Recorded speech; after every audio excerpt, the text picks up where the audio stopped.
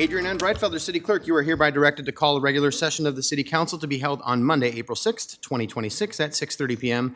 in the historic Federal Building for the purpose of conducting such business that may properly come before the City Council. Thank you. Good evening and welcome to a regular session of the Dubuque City Council for April 6th, 2026.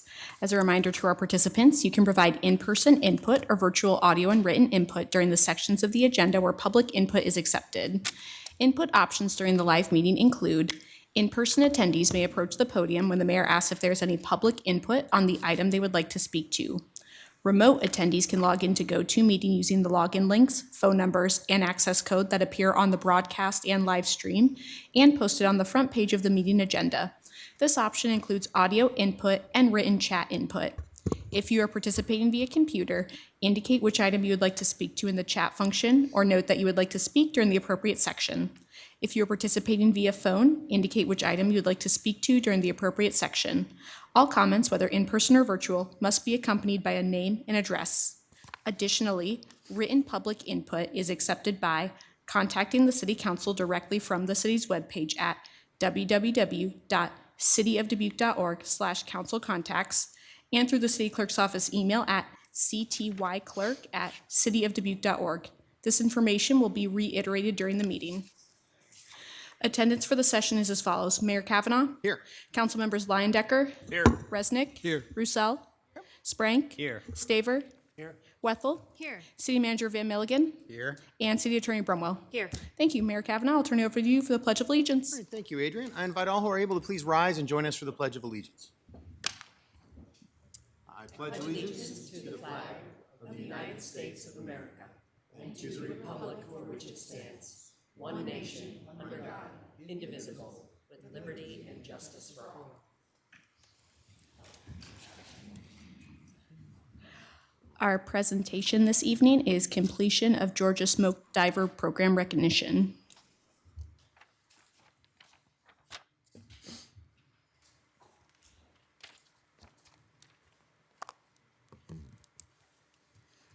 Good evening, Mayor and Council. Amy Scheller, Fire Chief, Dubuque Fire Department. I'm joined today by Fire Equipment Operator Chris Kleesner and Bureau Chief of Training Marty Fitzpatrick.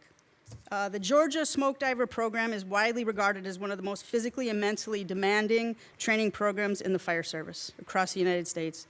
Established to enhance firefighter survivability and operational effectiveness in extreme fireground conditions, the program pushes participants well beyond conventional training. Spanning multiple days of continuous high-intensity scenarios, candidates are subjected to rigorous evolutions designed to simulate real-world, worst-case scenarios. These include prolonged interior firefighting operations in zero visibility, complex search and rescue scenarios requiring advanced problem-solving under extreme scenarios, heavy physical exertion while operating in full protective equipment, including an SCBA, that's the air pack that we wear, limited rest and recovery periods, testing endurance, mental toughness, and decision-making capabilities, team-based evolutions that demand trust, communication, and accountability under extreme fatigue. The program is intentionally structured to identify and develop firefighters who can perform effectively when conditions are at their worst, when conditions are most dangerous and unpredictable. Attrition rates are significant. The members that drop out of this program are high. There's a high number, and successful completion is considered a rare and distinguished accomplishment within the fire service. Fire equipment operator Kleesner's ability to persevere through this environment speaks to his exceptional physical fitness, mental resilience, technical proficiency, and unwavering commitment to excellence. His performance not only reflects personal achievement, but also demonstrates the caliber of training and professionalism within the Dubuque Fire Department. Chris graduated from the Georgia Smoke Diver Program.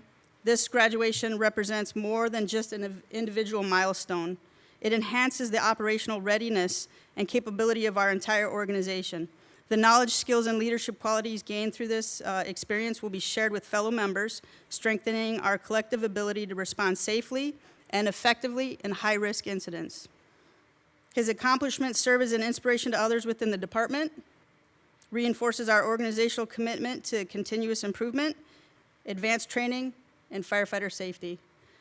We just we just welcomed 5 new members of the organization, so what better role model than Chris to present in front of them? I know we had great conversations when you were being selected in the interview process or the application process. So just wanted to take a moment to congratulate Chris, because he's here with his wife Bailey.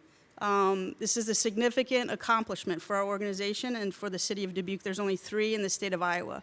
So just wanted to take a moment to thank and show some appreciation and congratulate Chris on his. Thank you, Chief.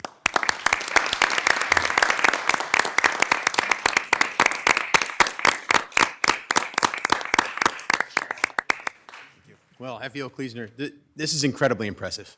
I just want you to know that everybody here in the entire city of Dubuque is incredibly proud of you for what you've accomplished, and what you've accomplished not just on your own behalf, but for the whole fire department. You have really done something very special here, so thank you very much for taking the time and the effort to do it and having the dedication for it. It speaks just volumes. It speaks volumes of you. It speaks volumes of you, Chief, and everybody that's involved in the fire department and everybody in the city of Dubuque. So thank you so much for your work. Yeah.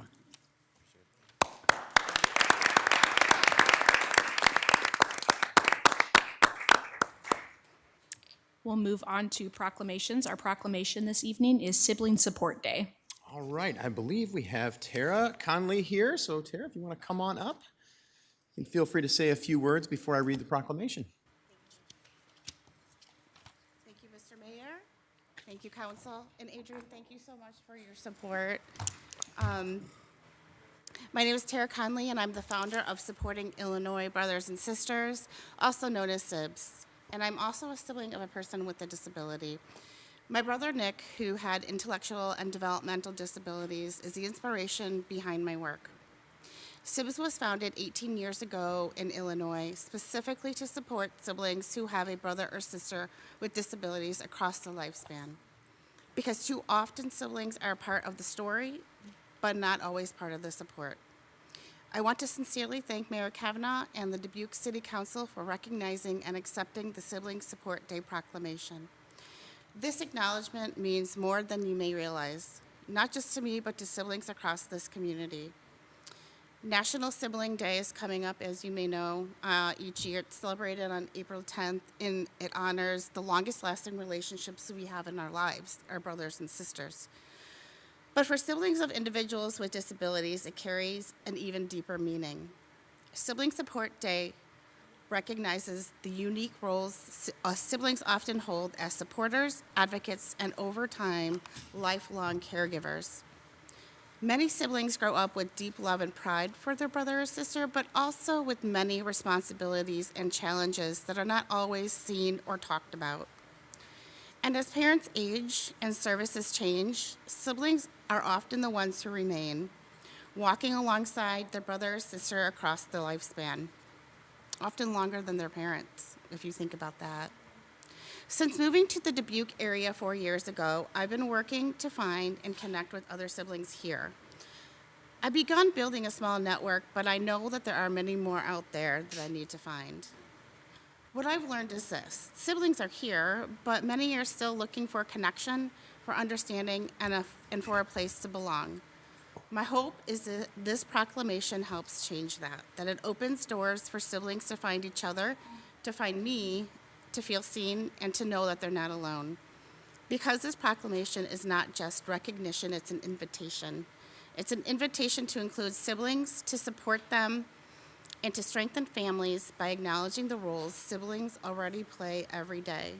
So thank you, Mayor Kavanaugh and the City Council for your leadership to help elevate the voices of siblings here in Dubuque. This truly matters, so thank you so much. Well, Tara, thank you so much for being here and for providing this proclamation for the first time. I know this is a new one, so we appreciate your bringing this forward so we can learn a little bit more about the organization and the things that are going on, and Sibling Support Day. It's a great thing to be able to celebrate in the city of Dubuque, so thank you so much for being here to accept this proclamation. City of Dubuque proclamation. Whereas siblings of individuals with disabilities play an essential and often lifelong role in support, advocacy, and long-term stability and care of their brothers and sisters. And whereas siblings frequently provide emotional support and practical assistance across the lifespan while helping their brothers and sisters navigate education, healthcare, employment, housing, and community life. And whereas siblings are often the longest lasting relationship in a person's life, continuing to provide connection and support as families and services and service systems evolve. And whereas siblings balance these responsibilities while pursuing their own education, careers, and families, often without formal recognition or support. And whereas recognizing and supporting siblings is an important part of strengthening whole family approaches to disability support, promotes inclusive communities, and contributes to improved outcomes for individuals with disabilities across Dubuque and beyond. And whereas siblings are a vital yet often unrecognized part of the support network that helps individuals with disabilities live full and meaningful lives. And whereas organizations such as Supporting Illinois Brothers and Sisters, SIBS, work to ensure siblings have access to peer support, education, leadership opportunities, and community connections in the Dubuque area. And whereas National Sibling Support Day provides an opportunity to recognize the contributions, resilience, and dedication of siblings who play an essential role in lives of individuals with disabilities and their families. Now, therefore, I, Brad M. Kavanaugh, Mayor of the City of Dubuque, Iowa, on behalf of the City Council staff and residents of Dubuque, do hereby proclaim the month of April 2026 as Sibling Support Month in the Dubuque of Iowa, in the City of Dubuque, Iowa.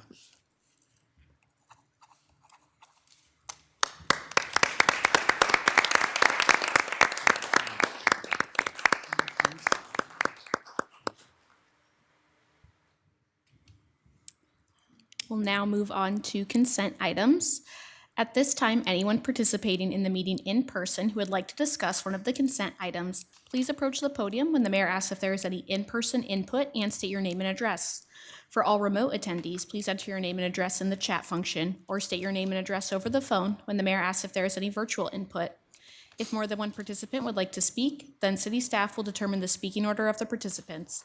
Please state the item you would like removed from the consent agenda for separate discussion and consideration, and consent items can be found on pages 2 through 6 of the agenda. All right, thank you, Adrian. Do we have anyone here in chambers who would like to remove any of the consent items for separate discussion this evening? Seeing no one here, do we have anyone virtually? Okay. No input. All right. I'll bring it back to the table. I will note that I need to remove number 12, please. And Ms. Russell, I think you might have. Yes, I'll hold item 5, please. Okay. Any others that need to be held for separate discussion this evening? Yes, Mr. Staver. Number 8.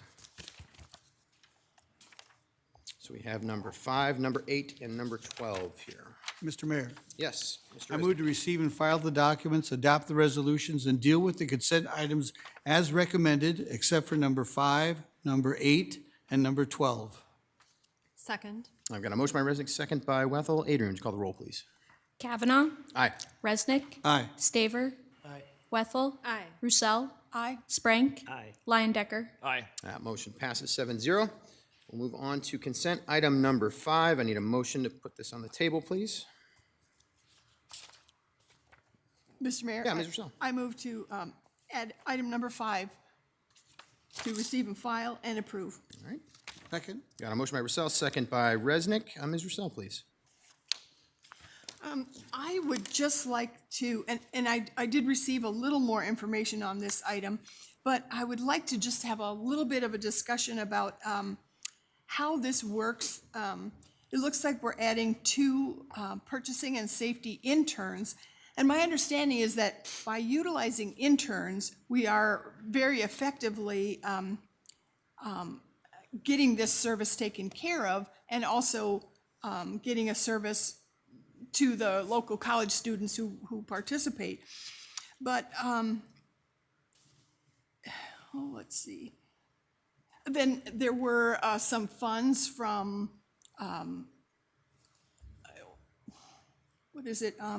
workman's comp that we weren't expecting to have, that now that we do have.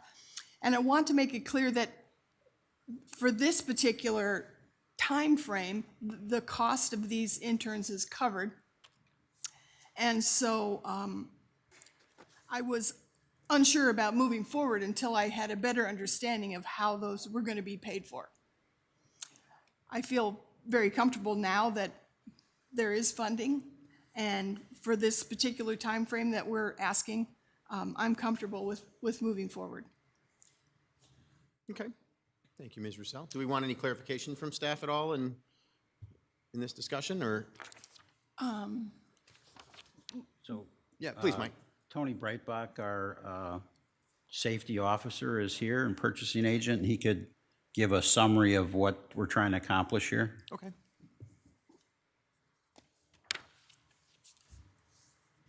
Good evening, everyone. Tony Breitbach, Purchasing and Risk Manager for the City of Dubuque.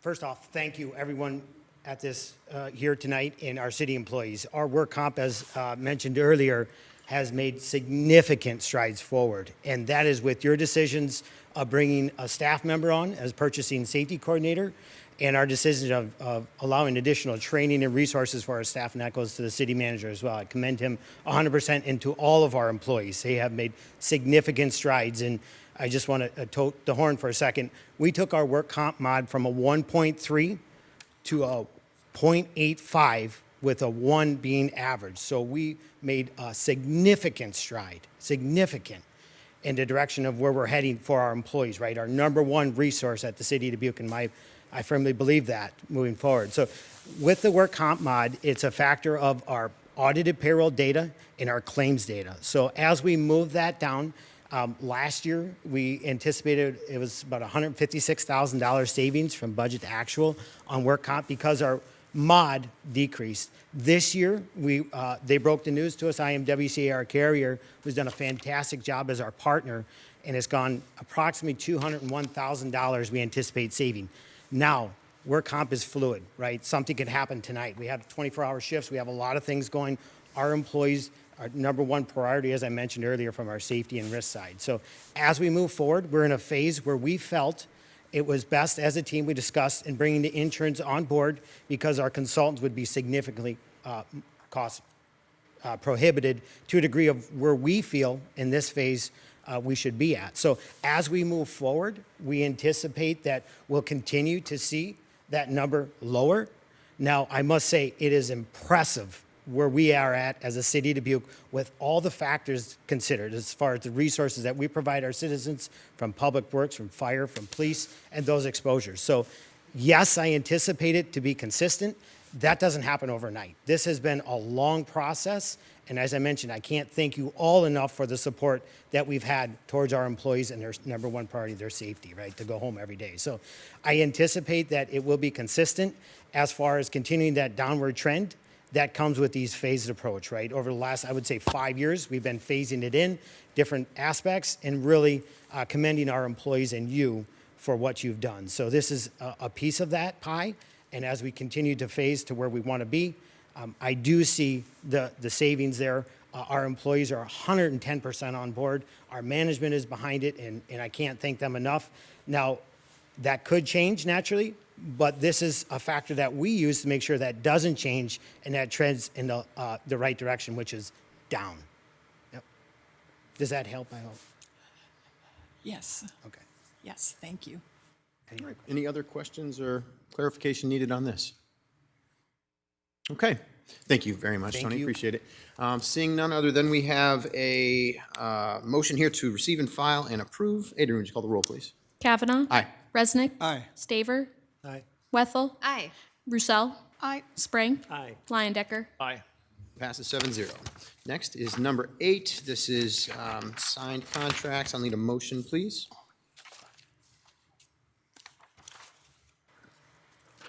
Mr. Mayor, Ms. Russell? I move to receive and file item 8. Second by Sprang. Got a motion by Russell, second by Sprank. So Mr. Staver, you had a question or discussion about this? Yeah, and that's probably because I'm just new here, but before we move through it, I just wanted to understand, all these contracts, have most of them come before council already?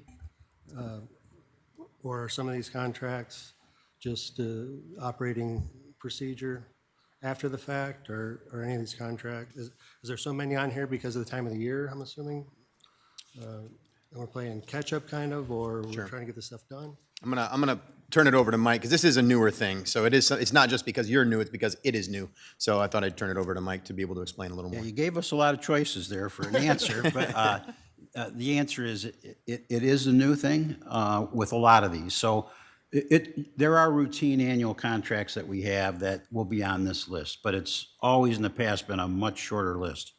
But what we've done now is, and this is between our purchasing officer and the city attorney's office, is we have a lot of arrangements with, for example, the fire department will have an arrangement with a plumbing firm that when something happens at one of the stations, they know, you just call that firm and they'll show up and fix your plumbing for you. In the past, we never had an agreement with those businesses. We just had, everybody knew who you call. And there's, all the different departments have all those different kinds of arrangements. So what was decided is with each party that provides us a service, we have to have a contract. And so now, like for instance, I think there's 140 or something like that just out of Public Works. So yes, so you're gonna see a lot more of these until we get all those established. And once we get established, then they'll just become routine contracts, and so the list will get shorter again. Okay, so once they're established, they kind of auto-renew and they won't end up on this list again? I'm pretty sure that's generally, I guess, unless there was like update in our requirements in our contracts. I don't know, Krenna, do you want to? The only other thing I was going to add is the council has periodically over the years provided a resolution authorizing the city manager to sign certain contracts. So think insurance renewals, leases of 3 years or less, because anything more than 3 years requires a public hearing of the city council, contracts under certain dollar amounts, things like that. So you all, as a body, have delegated that to the city manager, but as a requirement of that, you will see signed contracts on the consent agenda of every single agenda that comes before you, and Mike includes what he signs under that authority, so you are aware of the things that come to him for signing pursuant to that authority. How would we know the difference between, like, a new member like myself, how would I know the difference between a routine contract like that or something that's come before council already and been approved by council? So the Prior council. yeah, the resolution contains a list of the specific things that Mike is authorized to sign. So those would appear on here, but when you look, this is really more of a short-term kind of thing, as Mike mentioned, as we're getting into the new contracting module of the finance system and things like that. So what you're going to see is that that's going to shrink down, and it's going to be the list of 5 to 10 things that Mike signs as a matter of routine. To know, you would probably have to open up each contract, which should be attached, but it would tell you what it is for and like the period of time, the type of service, things You like wouldn't that. expect me to understand what he's approved to sign and not sign, and what hasn't been open up each contract and know that? Well, or you can ask, and we can always answer that very easily. Or if it would be useful for the, what we're calling the 50 contracts. the master services agreements type of thing, what we could do is we could probably provide a spreadsheet of some sort that says, here are all of the master service agreements that are being entered into. Yeah, I think that'd be helpful. I mean, it's just, for me, it feels like I'm, just blanket approving a whole bunch of contracts without a lot of context. But that was my only concern. I think going forward, I would personally would like to know, which ones are routine and which ones have been voted on prior, if that's possible. Okay, I think it'd be helpful. we can see if we can put that together. Thanks. That's it. Corinna, what kind of contracts remind me what kind of contracts we'd be voting on in a public forum like this versus voting on like a resolution to move forward with something, and then there's a contract involved with that. So, for example, city manager can do things related to workers' compensation, as Mr. Breitbach mentioned a little earlier. Insurance renewals, because that's just an annual matter of process or procedure. Leases, 3 years or less, he is allowed to sign under state code without public hearing and council authorization. Purchases of goods and services, and then contracts for other things, $500,000 or less. So anything that is outside those parameters would come to you. Oftentimes, the resolution, the action that you take approves the action and authorizes either the mayor or the city manager to sign that. Or, for example, in some cases, you approve negotiating the agreement, finalizing the agreement, and then having the city manager sign it. So if, let's say there was a $750,000 contract, that would be beyond that general authority. So it would come to you for, approval information to ask questions. If the contract was already negotiated, it would likely be included and would have your signature on it. If it still needed to be negotiated, then it likely would request authority to the city manager to negotiate and sign that agreement. So is it possible to do what Mr. Staver is asking? I mean, is it easy enough for us to have a list of, that explains a little bit more of what these contracts are as we go through this process that is a new process? For these master services agreements, I think that is doable. Okay, well, that's good enough then. Yeah, Ms. Russell? I also thought perhaps it'd be helpful if the label on this section said signed, or contracts signed under the resolution giving city manager authorization to do so, or? Typically, they're all going to be that. So, I mean, could you just label it that? I mean, to make it Reference the resolution clearer number, we for- could. I would, just briefly though, I mean, there's going to be a general expectation that the city manager's been authorized to do his job.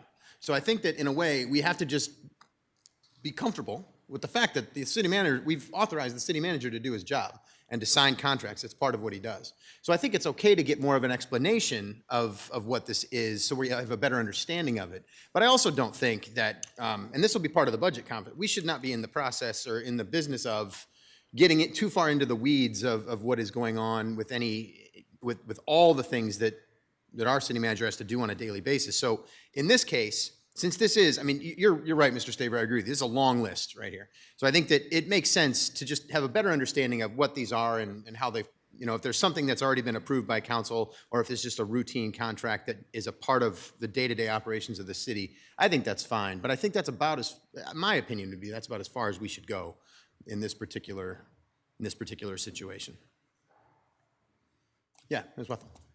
If I could just make a couple statements. Number one is that a lot of the things that I read through in these contracts are things I'm more familiar with because the more I've been on council, the more I've heard about them either in the community or as things come before us. So for instance, the PEG Access Channel Operator Equipment Grant Award Agreement, I've heard about that before and known about it. And so I guess it doesn't come surprising to me that we're just gonna formally make sure that that is now in writing as a formal contract that comes before council. So things like that, I mean, I just want to give you the benefit of the doubt because there's a lot of things on here that I would say since I joined council in April of 22 have in some way, shape, or form come before council in a way that I knew a little bit more about them before I reread all of these. So, yeah.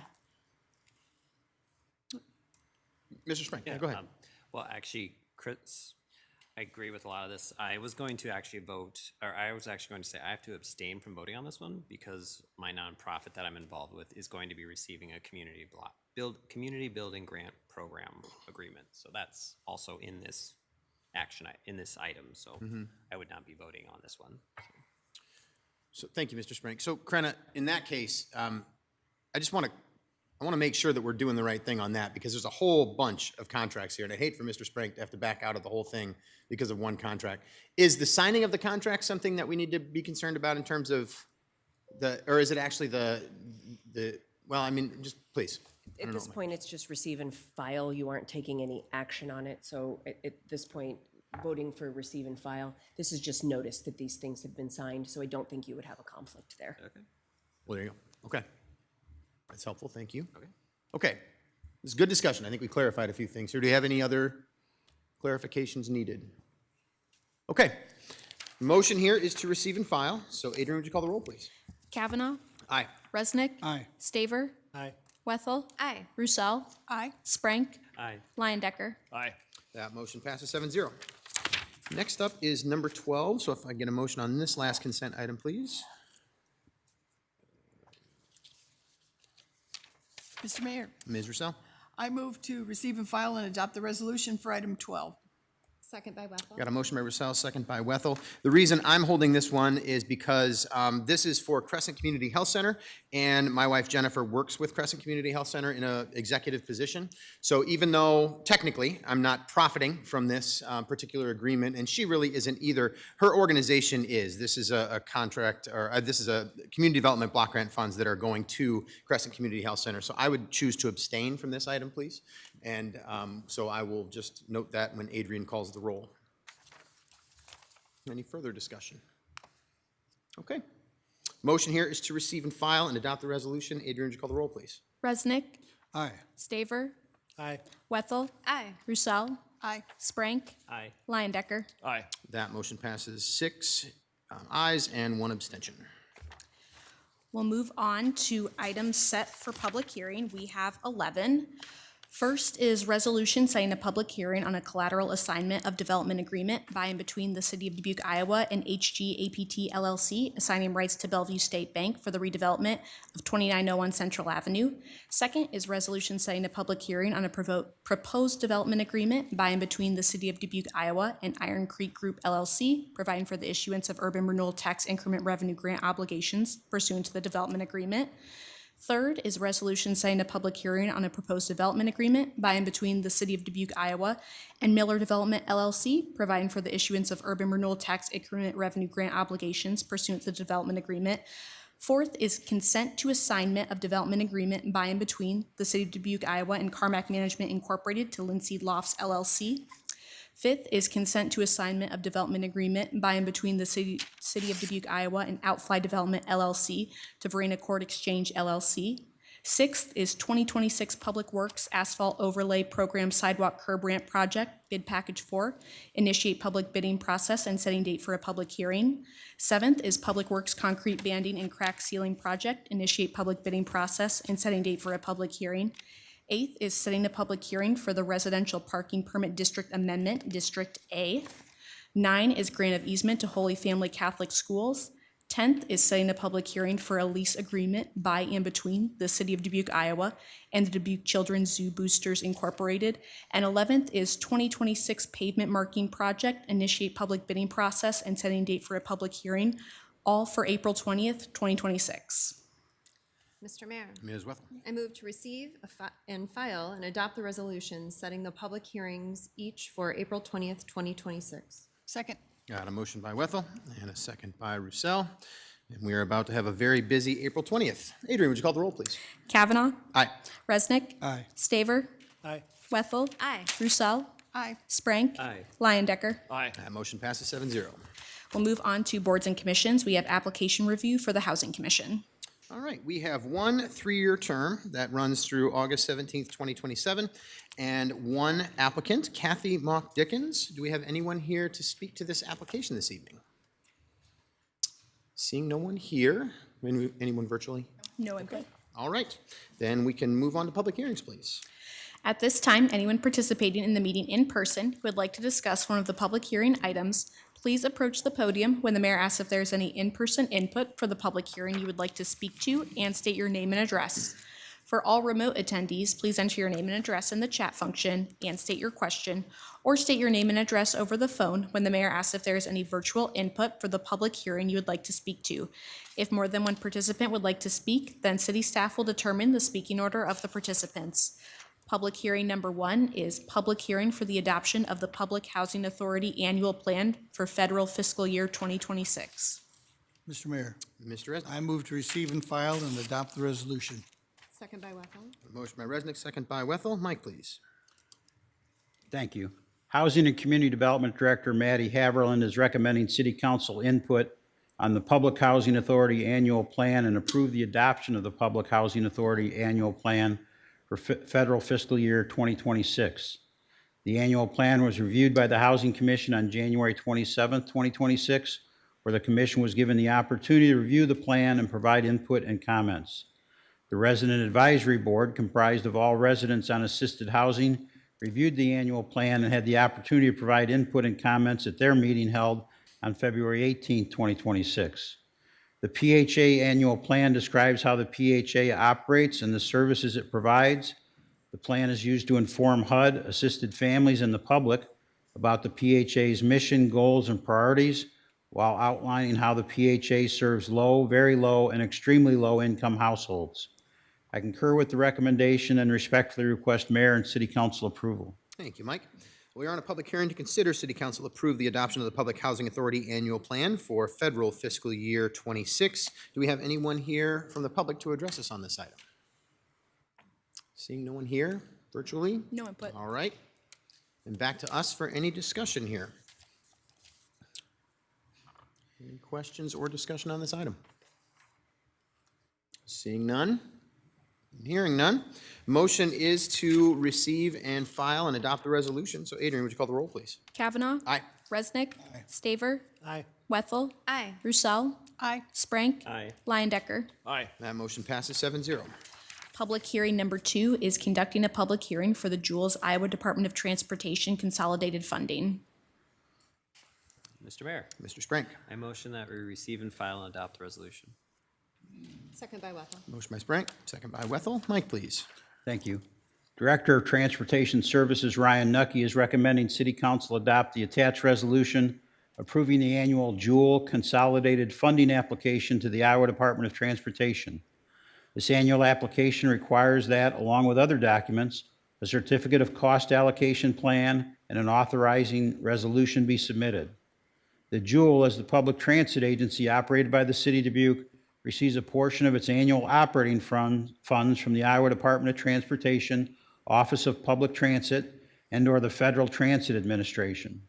The timely submittal of the consolidated funding application is critical to ensuring the release of funds. The following funding revenue amounts are budgeted and will be received if the consolidated funding application and required documentation are submitted. The state operating allocation and 5310 funding is determined by combining annual fixed route and paratransit service ridership, revenue miles, and operating expenses, which is weighted along with locally generated revenue and financial support. The total population of each city or region is portioned as a percentage of Iowa's total population, which is weighted to a percentage of formula funding. The Jewel share of funding for fiscal year 27 is 1.729%. In fiscal year 2027, the Iowa Department of Transportation, Office of Public Transit, has projected the Jewel state operating allocation will be $341,921, and the Section 5310 formula allocation will be $100,499 for a projected total of $442,420 in fiscal year 27 allocated funding. The Jewel has vehicles eligible for replacement from statewide federal 5339 capital assistance for transit funds in fiscal year 27 for a total cost of $2,114,290. Approval will allow the Jewel to apply for bus replacements with assistance of 80% from state funding and 15% match to replace buses that are past their useful life per the DOT FTA guidelines. The Jewel has vehicles that qualify for this funding, but the funding is not guaranteed. I concur with the recommendation and respectfully request mayor and city council approval. Thank you, Mike. We are in a public hearing to consider City Council adopt the attached resolution approving the annual Jewel Consolidated Funding application to the Iowa Department of Transportation. Do we have anyone here in chambers to address us on this item? Seeing no one here, anyone virtually? No input. Okay, back to us then for any discussion. Mr. Resnick. Mr. Mayor, I don't know if Mr. Nucky is here. Oh, he is. Good, great. It seemed to me kind of a funding situation here where it's kind of confusing, and I see that we increase the ridership, so we increase our percentage of the share, and it goes, I guess it goes up and down compared with other communities in Iowa. How does this year compare with the last few years as far as a number? Ryan Nucky, Director of Transportation Services. So this year's numbers are a little bit higher than last year's numbers. They all do fluctuate. The 5310 formula funding is higher, is quite a bit higher, about 10 to 15,000 higher, and the operating allocations of 341,000 is a little bit less than last year. So what I'm reading here is that the good work that you're doing with to to increase ridership actually is rewarded with this.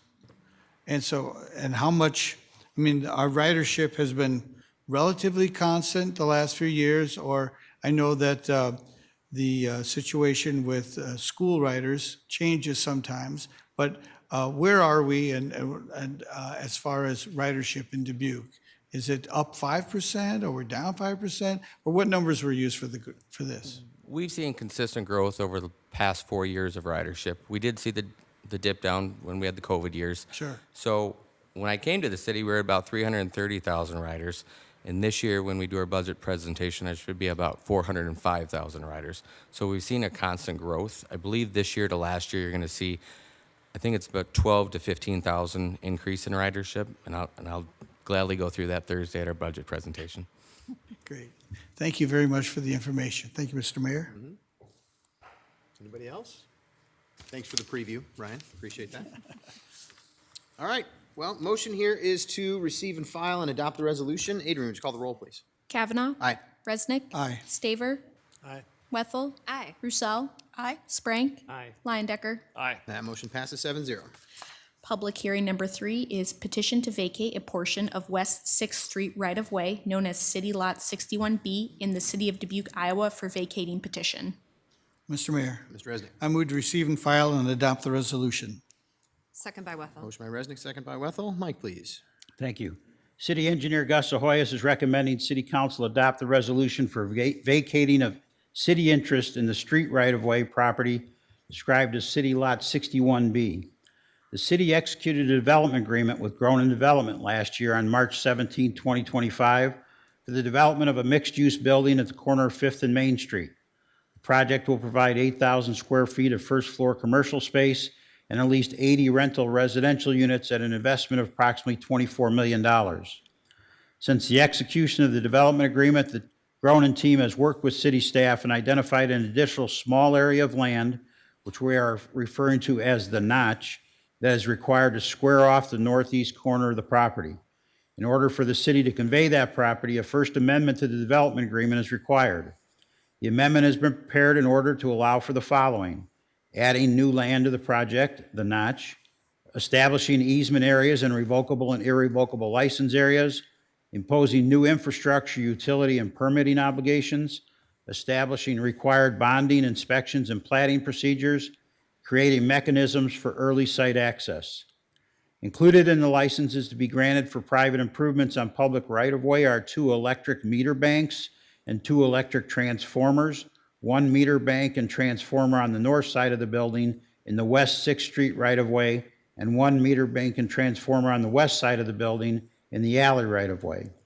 For the First Amendment document, if the city requires relocation of the transformers or meter banks to accommodate a public improvement project, the city will assume the cost of the relocation. I concur with the recommendation and respectfully request Mayor and City Council approval. Thank you, Mike.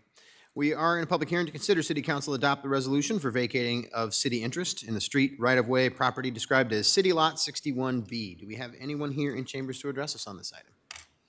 Seeing nobody here, anyone virtually? No input. All right, back to us for any discussion. Seeing and hearing none.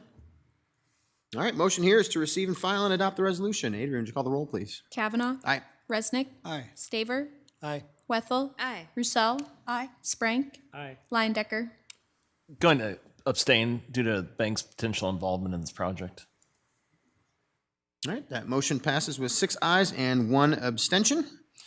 Thank you. We'll move on to public input.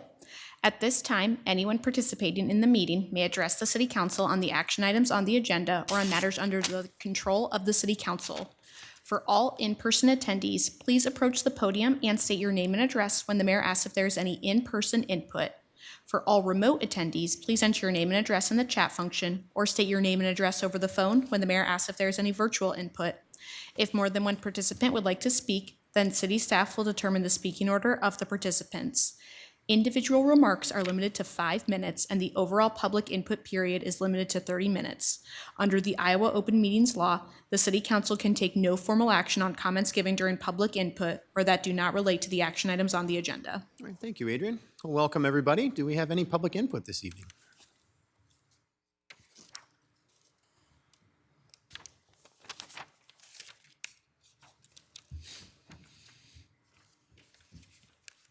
Good evening. Clark Slows, 2925 Burlington Street. Just have some observation and comments about the March 23rd meeting. Rob McDonald was here and made the comment that he wanted to see a 0% increase in the levy rate.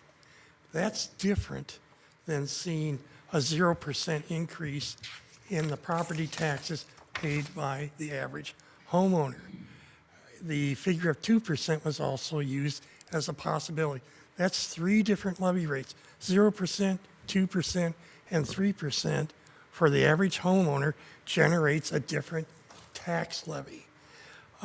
We need to clarify that because even at a 0% increase in the average homeowner, overall property taxes collected grow by 3.8%. You use the $10.16 levy, it's 6.9%. If you use the 2%, it's about 5.7% in total taxes collected. We need to be careful on how we word this because the average person may say, you said 0%, on the levy. That levy has a consequence dealing with taxes collected. We seem to be fixated on the average homeowner because depending on the levy rate, if you use the 0% increase in property tax dollars to the average home, anybody that's under about 8.5% would pay potentially less taxes than they are in the current fiscal year. So there needs to be some clarification of that. If you're going to say 0% in taxes paid by the average homeowner, state what that levy rate, what's that levy rate? 0%, my quick calculation is 9.87. For 2%, it's pretty close to the $10.06 levy we already have. And some interesting thing, that was asked about the greenhouse. I emailed and asked, what property taxes go to the greenhouse? Just under $574,000 was the response I got. Now, if you eliminate that and you're still going to purchase flowers commercially, you're not saving all that $574,000. I think the parks people are putting something together to answer that question. What would be saved? What are the consequences? And one council member, if we go with the 2%, $305,000 that you'd have to cut, I took a shot at it, emailed the council person my results. I ended up cutting parks people, maintenance people, two of them. But, you started thinking, wasn't that a priority, a high priority? And it's kind of like, when I was going through that, my wife said to me, is the view pretty good from the cheap seats? And I'm going, yeah, it's pretty tough from when you're sitting on this side of the table, wanting to see property taxes reduced. But got to be realistic. The difference between, what the North Enders got charged for, their assessments versus some of the, how should we say, I'll call them average ones, which I think the city assessor said was 8.8 or 8.9%. That difference is too great to see everybody pay less taxes. Somebody's paying something, but a little more empathy for those of us who got a 17.5% raise in their assessments. And the last time, the previous one before that, I took a 16.5%. So, two over 15% raises in two assessment cycles. That's getting a little excessive. But, who determines, what those values are going up? It's when people sell their homes. I mean, all the assessor is doing is following the law to try and get what are those actual sales, what are we paying? That's all I got. All right, thank you, Clark, for your comments. Good evening. I'm Andy Butler, live on Mount Carmel Road. I'm here tonight on behalf of Dubuque Forward. I'm one of four founders. My wife Debbie is here with me also. I'd like to speak real briefly about item 3 on the action agenda, the lighting of the Town Clock Plaza. There have been a number of people over the years who have thought that it would be really important to go light the town clock It's emblematic of the city. It's distinct. In a survey done by David Gamble late last year, the clear majority of people thought that the town clock was the center of the city, so it's really important that we are lighting that up. I want to make a few comments that may or may not come out later, and if you have any questions during the vote, please feel free to ask them. The lighting we're using is going to be called dynamic white lighting, which means that it will be able to be controllable by way of temperatures, so really cold or really hot. And we can also light the intensity. And what we're trying to do is create a warm light for the town clock that actually will dim as the night goes on and then get a little brighter during the daytime. So it won't be bright all the time. We're going to put a lot of thought into what it looks like, because what we want to do is accent the architectural features of the clock and the history of the clock. It's really a pretty exciting project. We've got so many things going on downtown. It seems great to go bring more attention to that particular architectural element and component of history for Dubuque. I can tell you, every time I drive home from Wisconsin after dark, I know where the clock is and I can't see it. So it's a matter of pride to me to bring that back to Dubuque so that everybody can see that clock and know where it is and what it stands for. And there have been a number of people who've worked diligently to get this done and accomplished. I'd like to thank the city manager for mustering all the staff to get some very quick meetings together to understand what the issues are from a city standpoint so that we can get this thing funded, we can get the material ordered, and we can actually get the installation done and completed by July 4th. We picked that date for really two reasons. Number one, it's obviously the 250th anniversary of our country. That's a really neat thing. And then somebody last week said it's also the 150th anniversary of the Great Flood in Rockdale. So to be able to do something and have a ceremony in recognition of the people who lost their lives during that tragic event also is just another poignant moment for encouraging and moving things along very quickly. So those are really all the comments I have. Thank you. All right. Thank you, Andy, for your comments.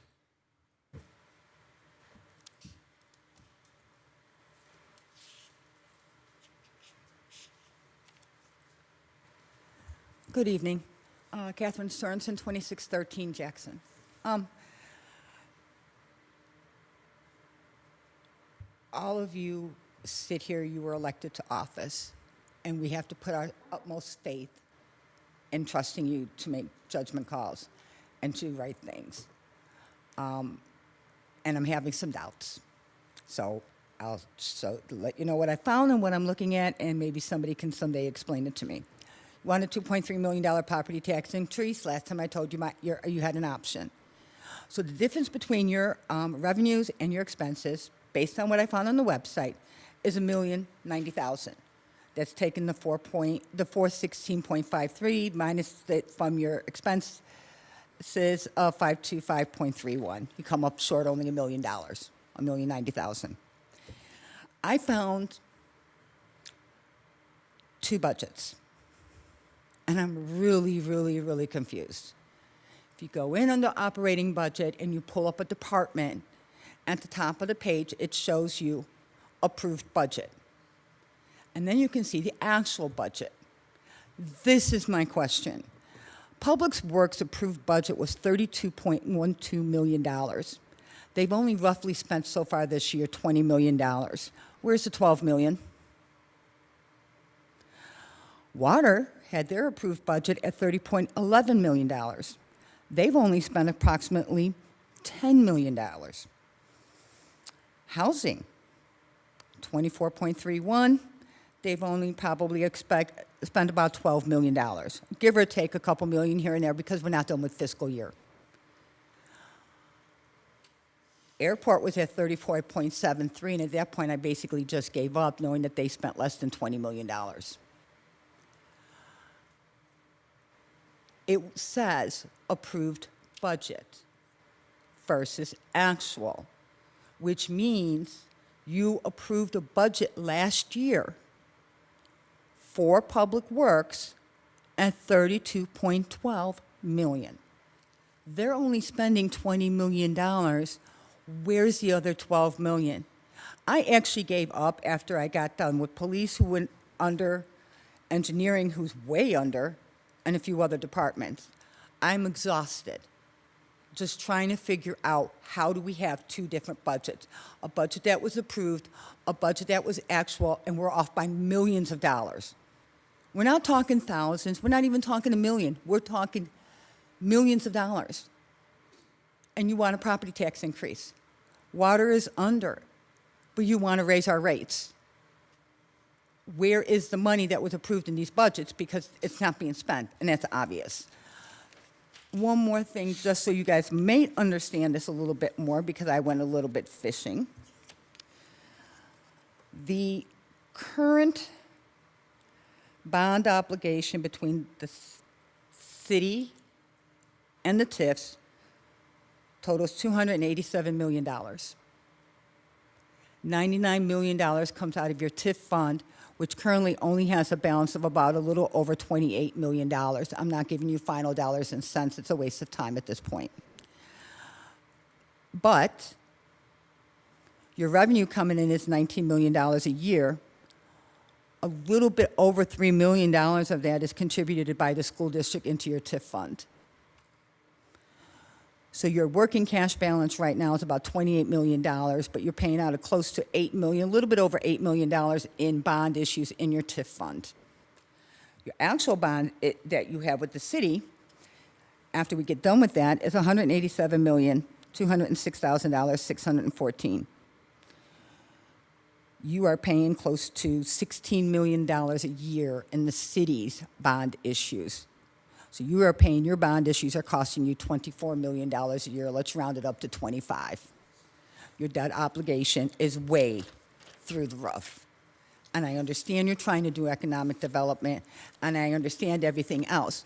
But you might be able to pay off some of these bond issues if you can tell me where the missing money is in the approved budget amounts that we never spent this year. Have a good night. Thank you, Catherine, for your comments.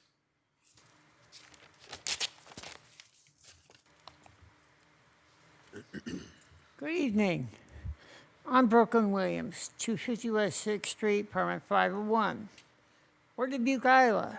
Masterpiece on Mississippi, we call ourselves. And we are. And we have some amazing new facets and gems that we're putting in. We have some growing pains we're doing. But in those growing pains, I ask, please, let's not forget what makes us a masterpiece. Our arts, our hospitality, our genuine love as a community. Let's not lose that during the growing pains. That's all I have to say. All right. Thank you, Brooklyn, for your comments. Anybody else this evening? Please.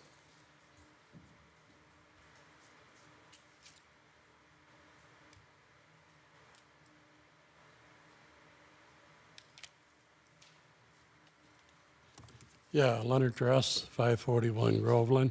I've been hearing on the radio today now, okay, the last meeting I was here, we said, hey, no, there was 3 no's to the 3%. And then now we're going to raise water rates, sewer rates, the garbage. We're going to raise a rate for the stormwater, which should have been paid off in 2015 from, as I always say, the first meeting I sat in on before the city took my house. And we were told, you know, Gus, Darren, Jolene, Richard, that, hey, in 10 years, this is going to be paid off. Now, my concern is with these here raises on this here stuff, you know, there's people in the North End that bought houses because of the affordable housing. And I know some of them personally, you know, and they worked, you know, 30 years at jobs paying less than $10 an hour to say, hey, I own a house in the city of Dubuque. But if this keeps going on, how much longer will they be able to have their pride for owning that house? Because, you know, they're on Social Security. And, you know, you get Social Security raised and then your Medicare goes up. So, you know, I know how that system works now. I remember my mom used to complain to me all the time about that when I was still working. You know, But that's my big concern. People ask me, they say, Lenny, why do you worry about other people's stuff? Well, through my years of employment, I was union steward on shop committees, shop chairman, and I guess that's why I am the way I am now, worried about where are we going to slow this down, and we're talking a big increase on all the property on the north end. Let's face it, people that, bought their homes on making $8 an hour, their Social Security ain't that great either. So that's all I got to say. Thank you for listening to me. Thank you, Leonard, for your comments.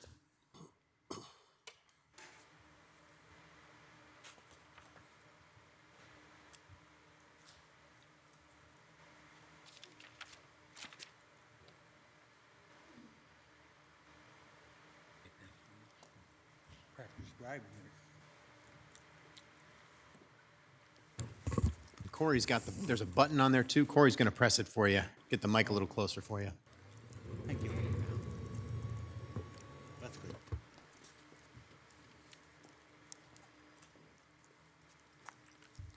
My name is Roger Arnsdorf. I live at 3935 Creston Street, and I was more or less looking for a little clarification on property taxes, and I thought that they were talking about raising the assessed value, which would, of course, raise the amount of property tax that each person pays, each city, each business pays.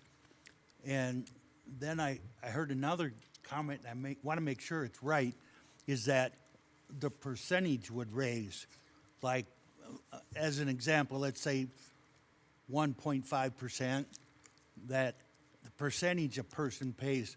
My question is, with modern technology, all the businesses are always trying to streamline, get more bang for your buck. And if I'm wrong on the percentage that each person pays in income tax, is your percentage of your groceries going up? Is the percentage of your income going up? Probably not that much. But I guess me personally, I don't want to see the percentages go up for whatever it might be. Percentage towards sewer, percentage towards garbage. The percentages should stay the same, because as inflation goes, that should make the same percentage, if I'm making my point. We shouldn't pay a larger percentage of our income in property tax for garbage, sewer, whatever. It should stay the same percentage. Our people here should be trying to be more efficient. Computers and the like, that's my question and my point.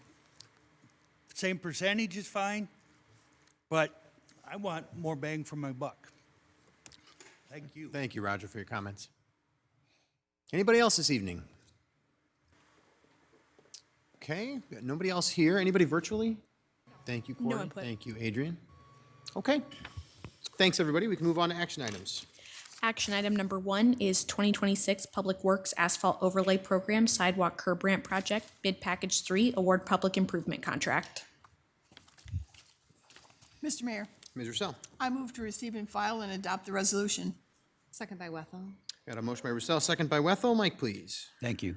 Assistant City Engineer Bob Schissel is recommending City Council award the public improvement construction contract for the 2026 Public Works Asphalt Overlay Program Sidewalk Curb Ramp Project Bid Package 3 to Midwest Concrete in the amount of $264,271 through adoption of the attached resolution. The 2026 Public Works Asphalt Overlay Program Sidewalk Curb Ramp Project Bid Package 3 will provide for the replacement of 45 access curb ramps, adjacent street pavement work, curb and gutter replacement, sidewalks, 1 storm sewer intake, and landscape restoration work. This project is in coordination with the Public Works Asphalt Overlay Program at the following locations: 28th Street from Jackson Street to Washington Street, there's 6 ramps. 29th Street from Jackson Street to Washington Street, there's 8 ramps. 30th Street and Jackson Street, there's 3 ramps. Diagonal Street and Trout Terrace, there's 2 ramps. Broadway Street from 24th Street to 28th Street, there's 12 ramps. Fulton Street and Monroe Street, there's 3 ramps. Argyle Street from Ghost Street to Groveland Place, 5 ramps. And Windsor Avenue from Ghost Street to Euclid Street, there's 6 ramps. I concur with the recommendation and respectfully request mayor and city council approval. Thank you, Mike. What discussion or questions do we have on this item? Seeing none and hearing none here. Mr. Mayor? Yeah, Mr. President. Just quickly, so Mr. Van Milligan, everybody going through Dubuque noticed that we're constructing things. Here we are in April, and this is when it all begins. It's really exciting because there's a lot of work to do. The funding, is this all the roads? Does it all come out of the same pot as funding of new roads? So this is part of the Public Works program where the Public Works Department does 10 miles of streets every year at the direction of the City Council being one of your top priorities. And so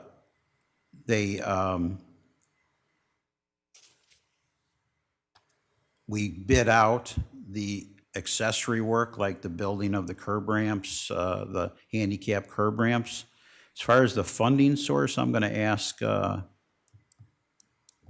Jennifer Larson if she could identify the funding source on this contract.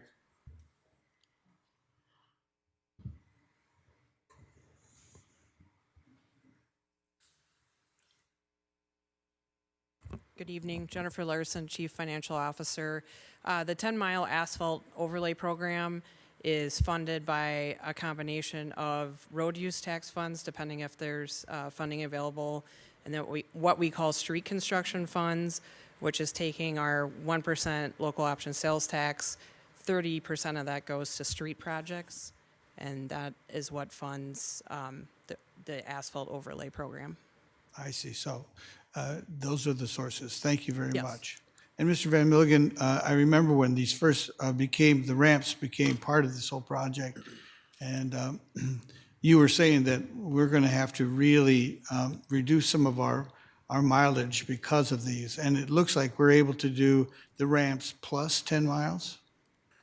Yeah, so what happened, and this was, I'm trying to think, probably about 10 years ago, the Federal American with Disabilities Act said that at curb cuts, we had to put in a handicap ramp.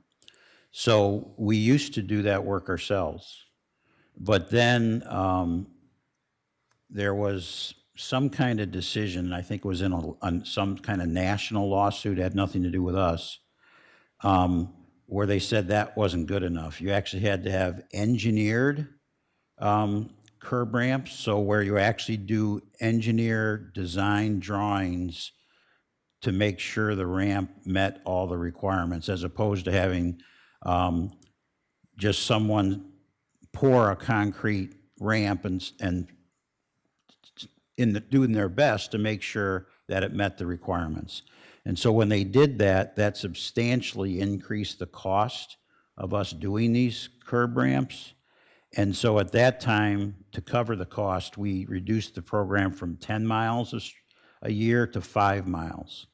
And so the mayor and city council prioritized that they wanted to get back to 10 miles.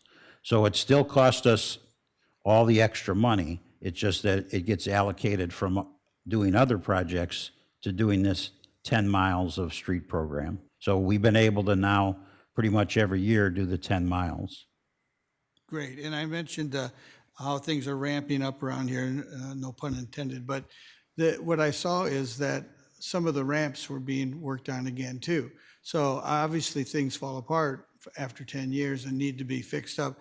Does the replacement also need to be continue to be checked off and by engineering, or can we just replace what's there without additional engineering costs? It's my understanding that we're required to engineer every ramp now to Even meet the federal replacements? requirements. Even replacements of engineered ramps? And I believe so, unless somebody wants to correct me. Gus Sahoy's city engineer is here. I was hoping that eventually that cost would be done with the extra engineering costs, that we could just replace this fantastic ramp. Thank you. Good afternoon, Gus Sohoya, City Engineer. So when we get a new program like this, we have to look at every ramp.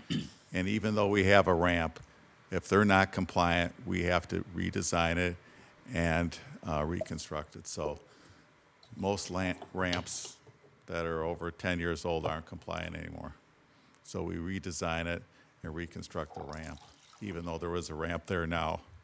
So you know the engineered ramps, and you know where they are, and you can just replace them? Absolutely, yeah. Yeah.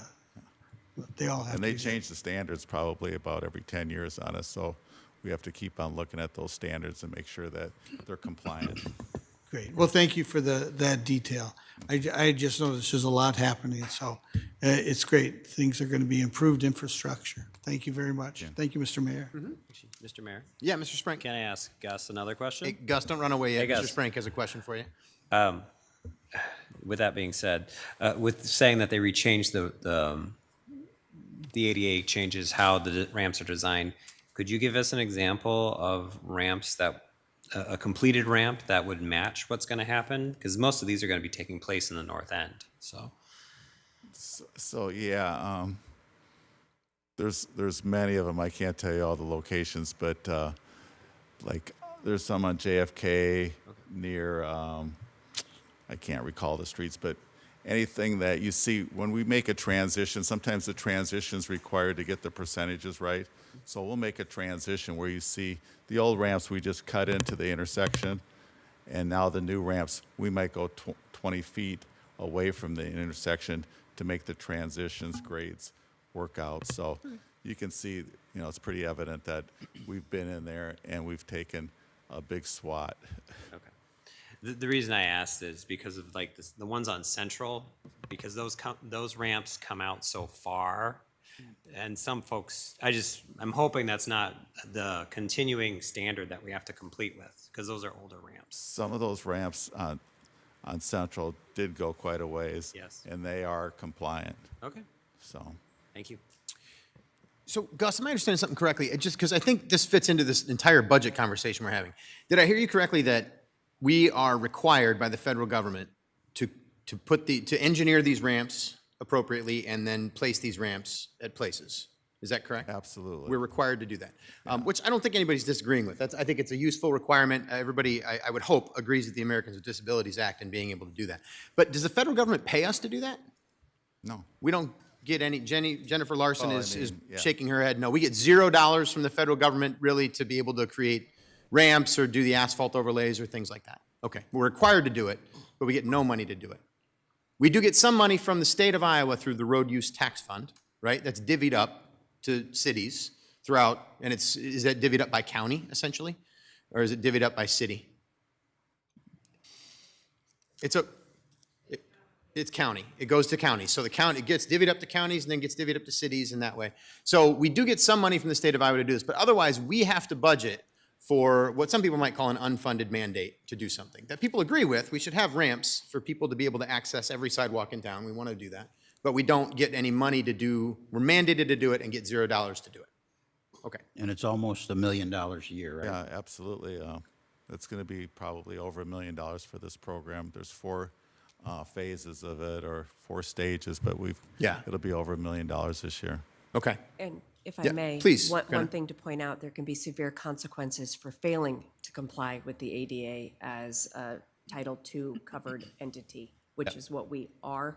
The most recent one that I'm familiar with in Iowa was from 2015 or 2016. It involved the city of Cedar Rapids, and there was a consent decree done where they had not kept up with the curb ramps, and I think their agreement was upwards over $40 million to address the non-compliant curb access over time and the delay in keeping up with it. Yeah, thank you, Karen. I want to be really clear. I'm not suggesting that we ever don't comply with the Americans with Disabilities Act. I'm just suggesting that we aren't paid to do so by the federal government. We're just forced to do so. And we have to come up with the money as a community to be able to do I that. know a couple cases where they do come in and check the ramps to make sure they're compliant, and they are really picky. I mean, you can't be off even a 1/10%. Yep. Well, I'm glad we do such good work. I would hope that we do that good work. It's critical that you Yeah. have the percentages just perfect. If Yeah. 0.1%, you have to redo it. Sure. Mr. Saber, go ahead. Is it also true that if you fix one ramp in an intersection, you have to fix every ramp in that intersection that's not Typically, compliant? that's the case. If you improve the rideability of the intersection, you have to improve all the ramps. And they're expensive. Right. Any other questions before Gus tries to run away again? I'll be here tomorrow night. Don't worry about it. Yeah, right. We know where you'll be tomorrow night, Gus. We have a solid idea of that. All right. Thank you very much, Gus. We appreciate it. All right. Well, motion here is to receive and file and adopt this resolution. Adrian, would you call the roll, please? Kavanaugh. Aye.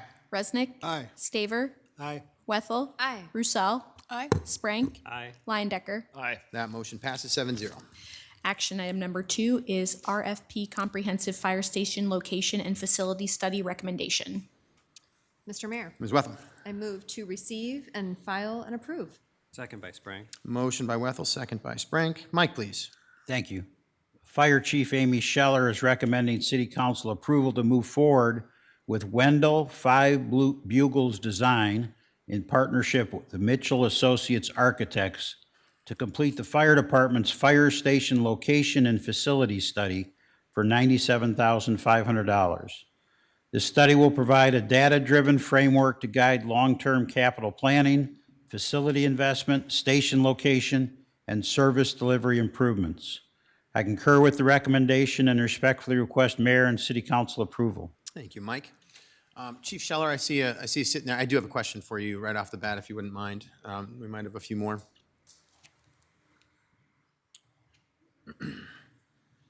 So, thank you.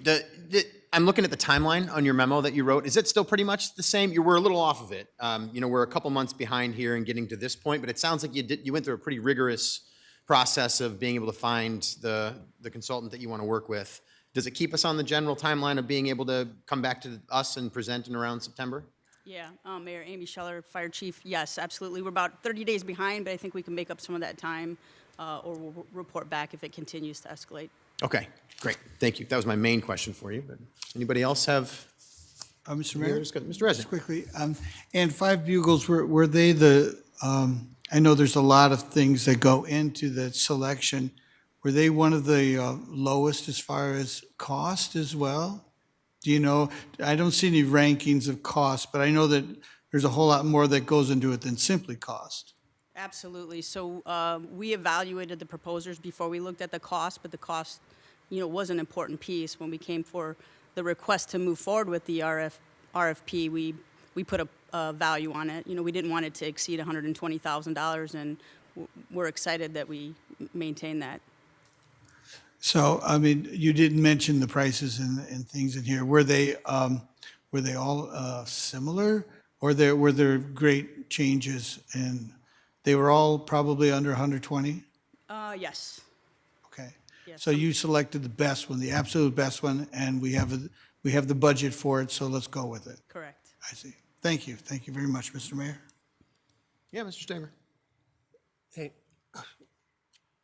has there been a study like this done in the recent times, or when's the last study similar to this? Yeah, great question. About 20 years ago, they did a matrix study. Some things have changed since then, and then recently the department partnered with an analytical software that helped with the study. It was really forward-thinking technology that allowed us to place stations on the map and remove stations and see what the recommendations were. They pulled all of our data. We use it for accreditation, so it's twofold. But the recommendation that came from that analysis was that we work on our times before we could propose. Say that again? That we work on our times, so that we work on our call handling, our turnout. You can't do much about travel time. But what we learned from that study with all that data was we need to focus our efforts and partner with our dispatch center to make improvements, in which we did. So phenomenal improvements by the dispatch center improved our performance almost by 10%.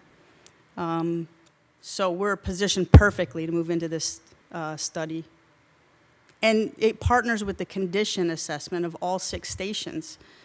So the thing that I've learned the most is you need to be efficient when you're moving forward with improving those stations. And I was working one project at a time, and it was taking a little bit longer. I'm learning a lot. I'm partnering with some other departments, and we're moving quicker, but why not get everything together, get all the recommendations, get them prioritized, and combine it with that station location study? It's exciting. It's a big RFP. So the other study was to assess the conditions of those fire stations. At the, yeah, Yeah. c- So at it the would same make time. sense not to improve stations if you're going to eliminate. Correct, yeah. If we invested a lot of money in one of the stations that the study says you should relocate it, that wouldn't be good. And so the other, you said you're working with some sort of software where you could move them around and through that process, did you come up with a plan in your head that you thought would work?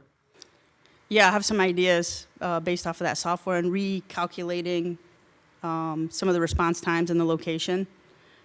And probably call volume from certain areas? Correct. So what do you hope this study will bring to the table that you don't feel like you already have?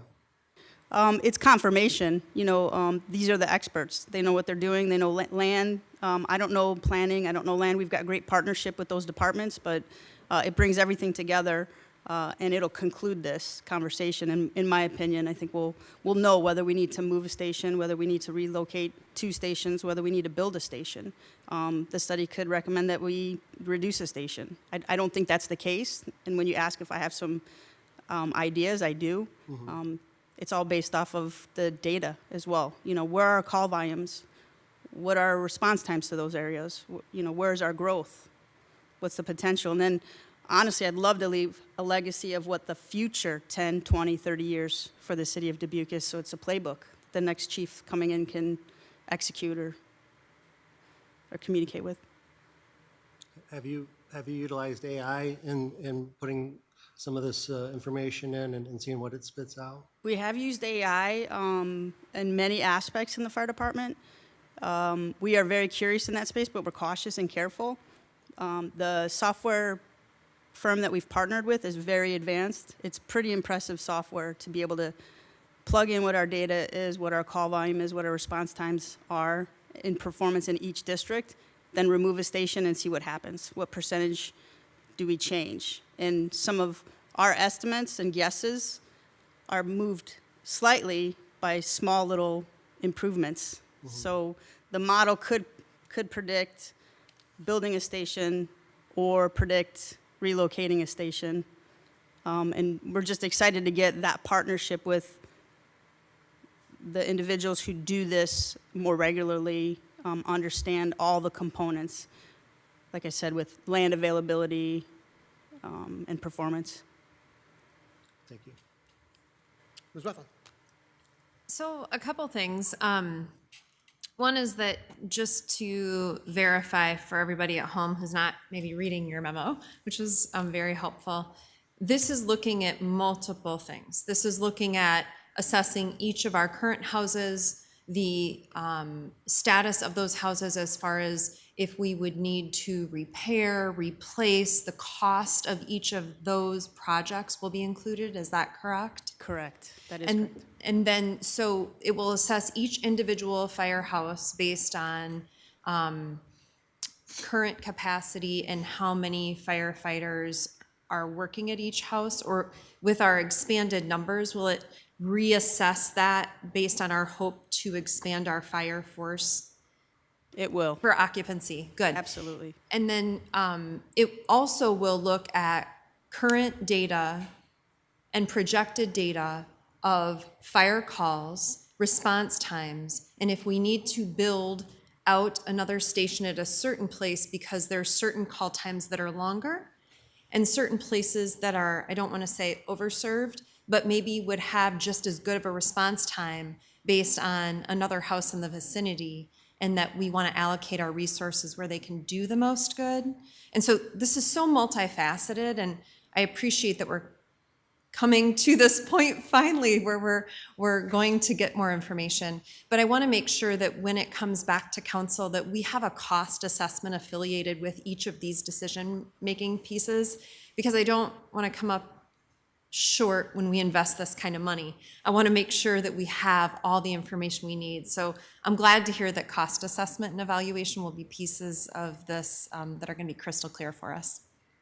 Okay, thank you. Thank you. Mayor, Mr. thank- Sprank.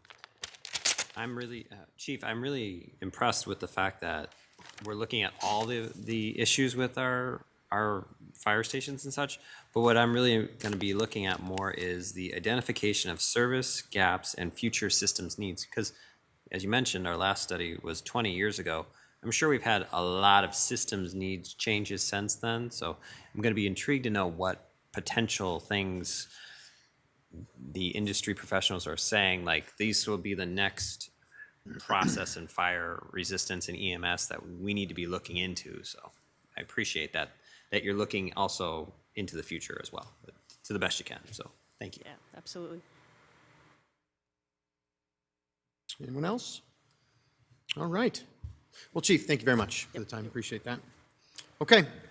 Well, the motion here is to receive and file and approve this. So Adrian, would you call the roll, please? Kavanaugh. Aye. Resnick. Aye. Staver. Aye.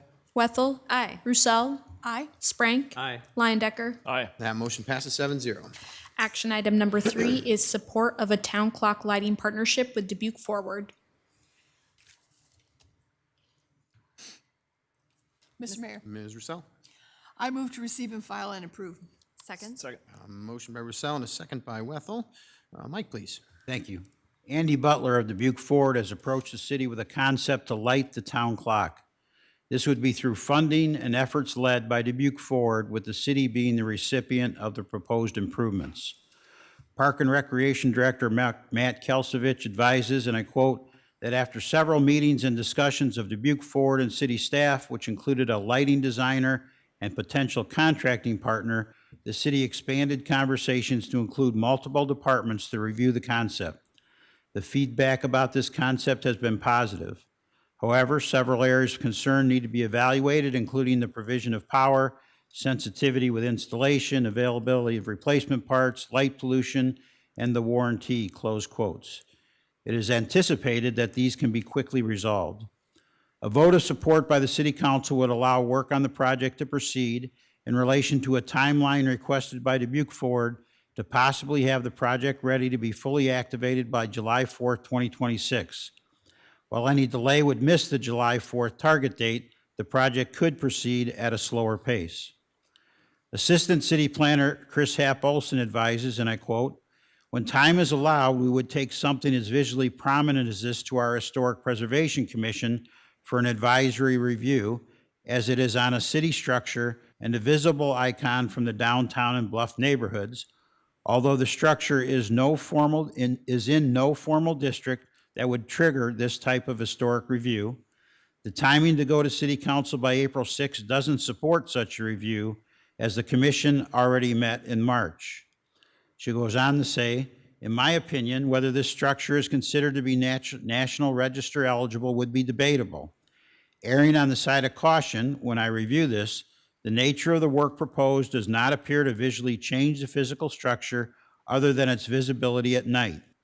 When combined with the proposed modifications' reversibility, the change appears to have negligible impact on that resource. She goes on to say, based on this, I feel that staff review with no adverse effect on a potentially historic structure is sufficient. Consistent with the proposal from Dubuque Ford would be responsible for all implementation expenses and would purchase spare replacement parts for city inventory. The city would then be responsible for all maintenance and electrical expenses. The maintenance and electrical expenses are anticipated to be minimal for the foreseeable future. I respectfully recommend Mayor and City Council authorization to proceed with this project and authorization to sign the final agreement that will be completed soon, consistent with the described understanding, so the project can be completed by July 4th, 2026. All right, thank you, Mike. Yeah, Mr. Sprank. Yeah, thank you. Not against this. I think it'd look really nice downtown. I was a little intrigued when Mr. Butler mentioned about the light system being dynamic temperature lighting. Can somebody explain that a little bit more? Because I've never heard of that. So maybe the architect? Yeah.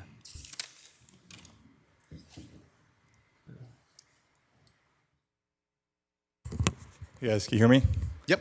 Mike Stickley. I'm an architect here in Dubuque and also a member of Dubuque Forward. So I've been pretty involved with Andy Butler and the whole team on the designing of this, the lighting system. So to answer your question, Danny, it's basically all white light, but it can be tuned. So the structure is mostly white. Sometimes if you specify a 25, I'm getting a little technical, but the Kelvin rating is the whiteness or the softness. So this allows us to tune it and to get the right quality of light on it. If a fixture were to go out in say 5 to 10 years, it also lets that new fixture go in really subtly. If you got a brand new fixture and you can't tune them, it sticks out like a sore thumb. So the light tuning is the best, we feel like the best option. We did discuss RGB or colors. We diverted away from that. We thought that could potentially set a whole nother trend of all of a sudden lighting color on everything downtown. So we try to be very sensitive to future precedents and just kind of what that overall aesthetic is for the historic structure. That answers my question. Thank you. Yeah. Yeah, Ms. Rousseau. I was wondering if maybe you could give us some insight on what kind of maintenance might be needed on a project like that? Yeah, so this installation is really similar to Steeple Square. So I was involved in that about 8 to 10 years ago. It's actually the same lighting vendor, the same lighting manufacturer. So we do have a tried and true installation in Dubuque. Maintenance, it should be pretty minimal. Typically what goes out are the drivers. So that's kind of the big power device that lights the lights themselves. That'll be remote located on the inside of the structure. That's 9 times out of 10 what goes wrong first. So if that does happen, it's pretty easy to get access inside the structure, swap that out. Dubuque Forward will provide attic stock, so that'll be in inventory to replace, and it's a pretty painless exercise. Typically the fixtures themselves don't totally fail. You might have a few LED lights that go out, so it's typically not total fixture failure. So that's most of it. Thank you. Thank you. I would just like to add that it's kind of unusual when you get a project that comes to you that's all ready to go and we just get the benefit of it. And all the work has been done to make this great project ready for us to take over. So thank you for everyone for your leadership on this really interesting way to light our downtown. So we did have electrician look at operational costs. It's less than $300 a year to light this for just the power. It's really minimal. So that's always a question. And what's the energy? So it's minimal. Thank you. Yeah. Mr. Risley. I'm glad you mentioned the Steeple Square because that's just impressive. And I mean, it's very respectful of the design and it shows it at its best. Magnificent.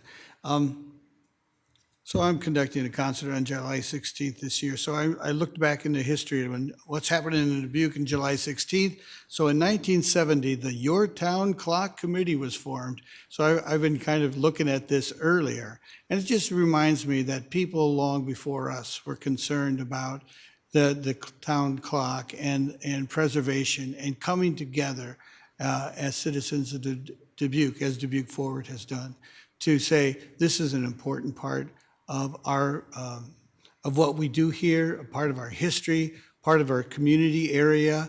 And I think this is a great idea. There's just something about light that when it's done right, like it has been done on Steeple Square, is just remarkable, inspiring. So I'm looking forward to doing this, and hopefully everything goes smoothly from here.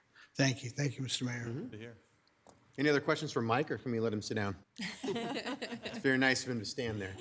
All right, thank you very much, Mike. We appreciate the information. All right, any other questions? I would just like to add on, I think it's great. I think it's, I think what David said is perfect. Light is, used like an artistic medium. It's beautiful, and you can tell a lot of thought was put into it, and the renderings, the tuning of the light is is wonderful. I think it's such a great gift. Thank you. So I have a question on the city side of things. Is it Parks and Rec that is in charge of this once it's installed? So Matt, I have a question for you then, if you wouldn't mind. And then I'll come back to the general idea of it. So we kind of heard about, it's very generous. I very much appreciate what Dubuque Ford is offering to be able to provide some, the installation, the cost, but then also some extra parts if things go wrong and some expertise in the future on how to deal with it. Are we confident that we know how to deal with this once it's installed? This is a little different than what we normally do. Usually we're the ones in charge of a project from beginning to end in a city, on city property, and then we know all the, pieces of things, sort of like when you watch them install something in your house and you make sure you're watching so you know how they do it, so you know how to fix it when it breaks. Are we confident about that? Good evening, Mayor, members of the City Council, Matt Kalsovich, Parks and Recreation Director. Yes, Mr. Mayor, to your point, so when we were first approached about the project, we took information back to our team. Again, we're already responsible for the management of the clock function itself, and we actually work with a local vendor to help provide service when that is an issue. So took the information here and assessed that with our group, and there's a lot of familiarity with the type of lighting that this will be and what we know how to handle already, and we do have access to potential vendors in the area as well if we needed advanced expertise, but we're confident in our ability to be able to support the system. Great.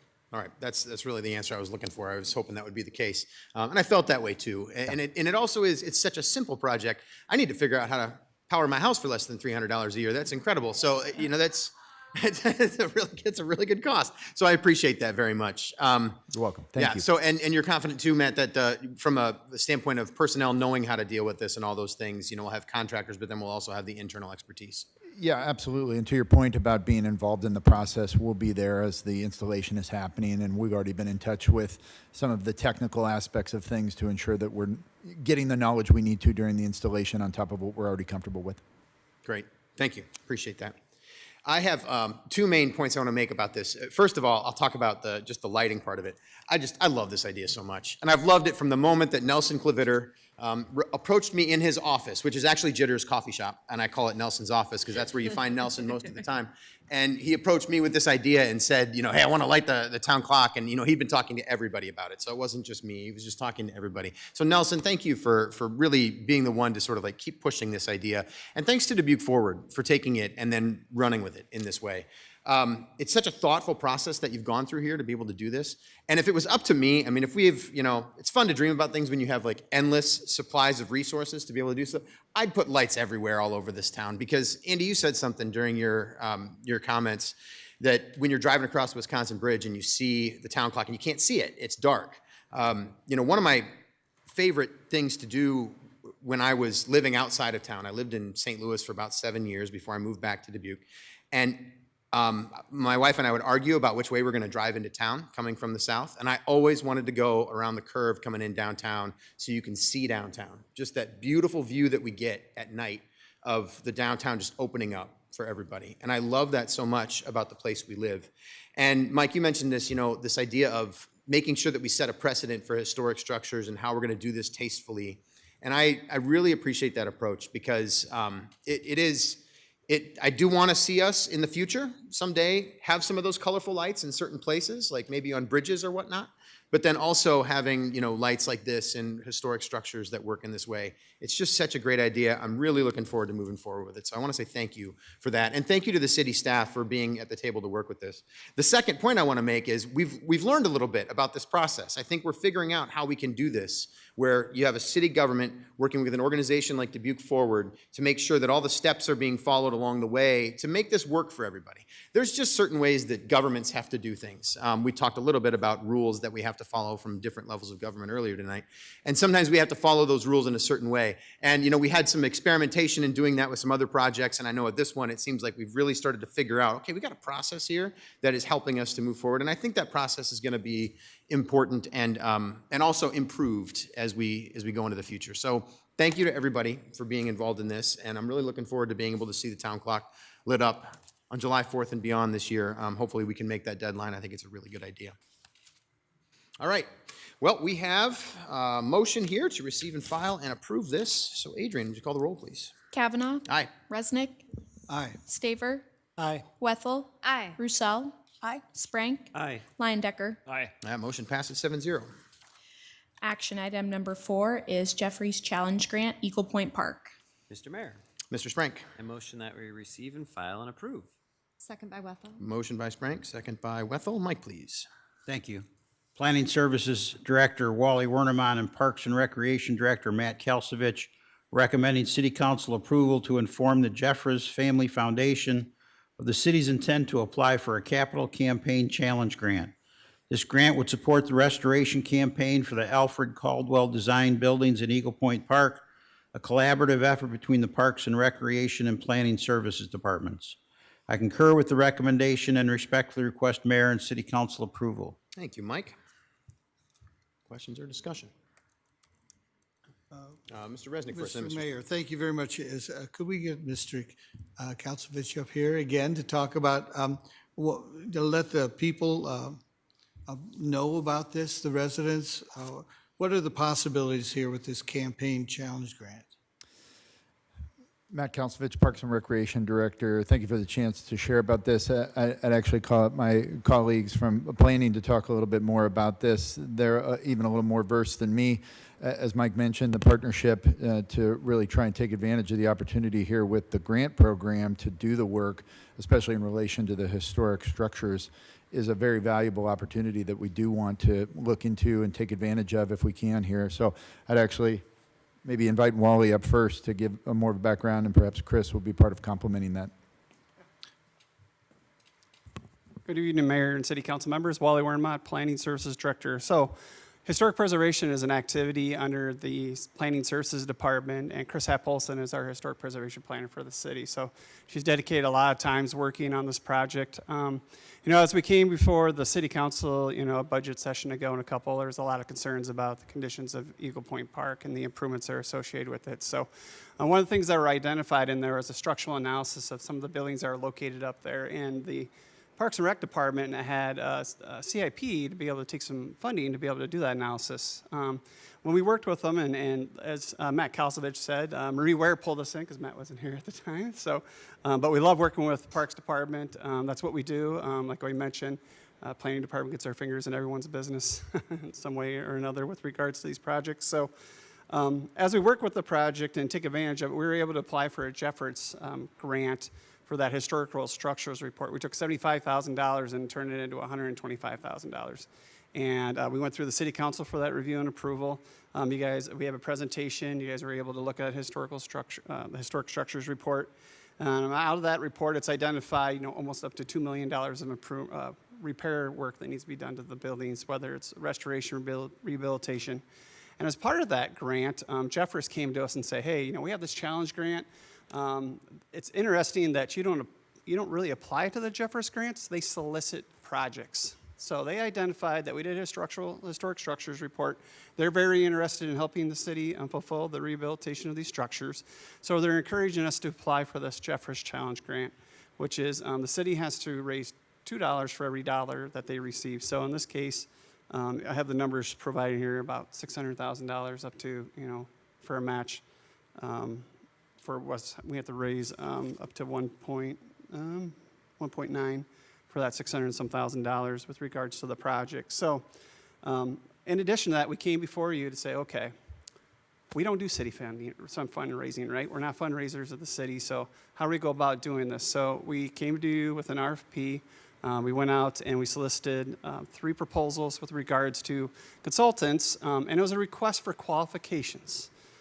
Because we're just seeing, we have to be able to report back to Jeffers and basically say, we have a qualified fundraising applicant that's willing to work with us as part of this notice of intent to be able to move forward and say, hey, we're interested. Yes, we would like to participate in this challenge grant. And that's a lot of the reporting mechanisms we need to be able to provide. In addition to that historical structures report, kind of that budget that's being provided, timeline information.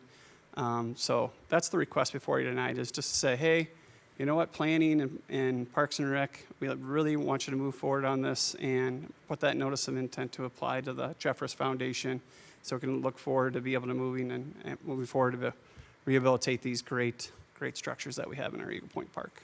So, Thank you. And so yesterday, Easter, my wife and I parked down at the Ham House and walked all the way around, Eagle Point Park. And that's the best way to see the park, is walking, because I saw buildings I'd never seen before when you go down to the end of the path, and there's these historic buildings. Amazing how they put them together. And there's just a lot happening at Eagle Point Park. But when you get out there and on foot and going all the way around the park, you just see what an amazing place it is. But you also see that there's a lot to do. So I'm glad that, hopefully we can make a success of this, and that, already it's a magical place. But when we get those help for those historic buildings, that's going to be great. So thank you for your help with this. Thank you, Mr. Calfage. Thank you, Mr. Mayor. Mr. Sprague. I'm looking forward that we're trying to figure out a way to fund fixing all the stuff up at Eagle Point Park. That was a big issue. A lot of citizens have definitely talked to me about it, so I'm glad that we're coming up with some options. So thank you. Thank you. Ms. Wetham.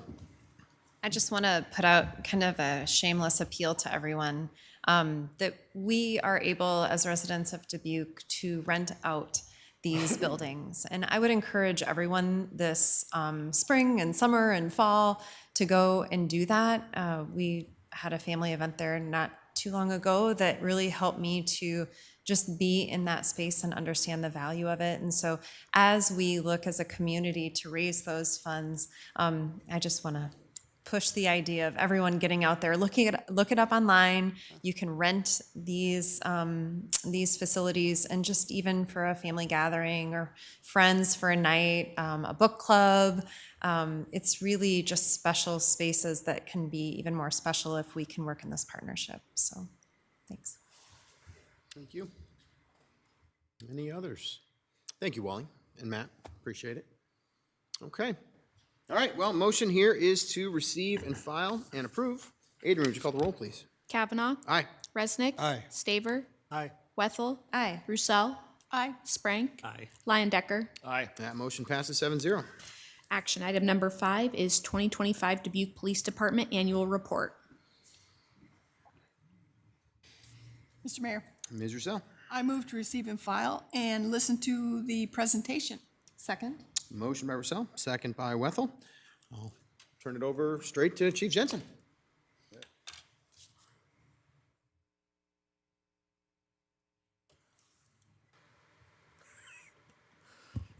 Yeah. Sorry, the obvious was right in front of me.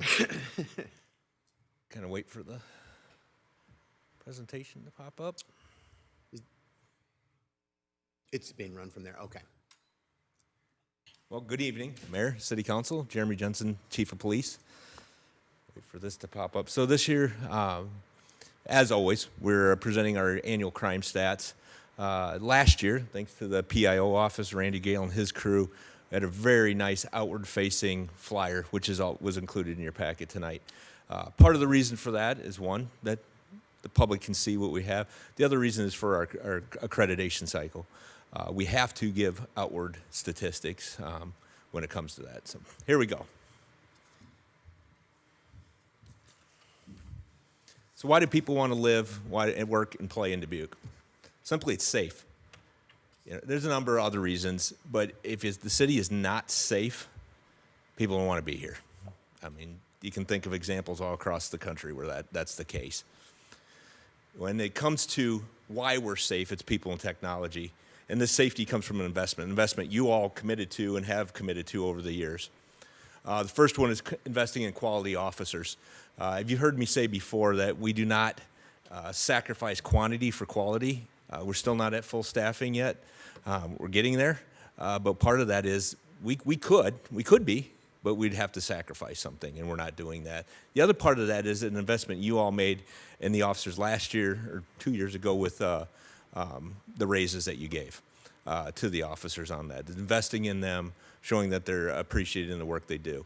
Also investing in experts. So part of what we have is sworn and non-sworn staff. Last year, we converted 6 positions to non-sworn staff, and I'll talk more about that here in a minute.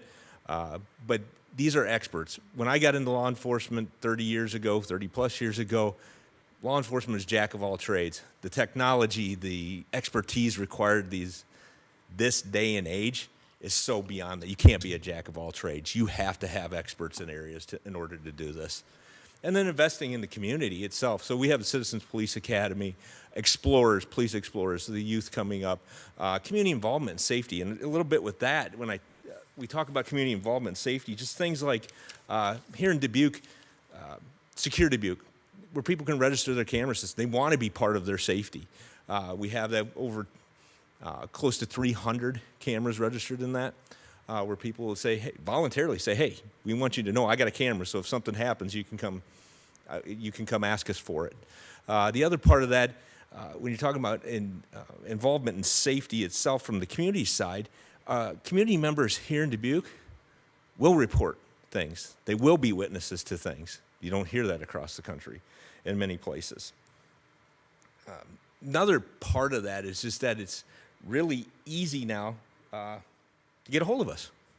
You invested in the 911 side of things, and the various programs with that, text to 911, a number of things that make it easier for people to be safe and make it easier to report things to the police. So invested in technology. We can talk about the camera system itself. You invested in that a long time ago. It has been a continued investment.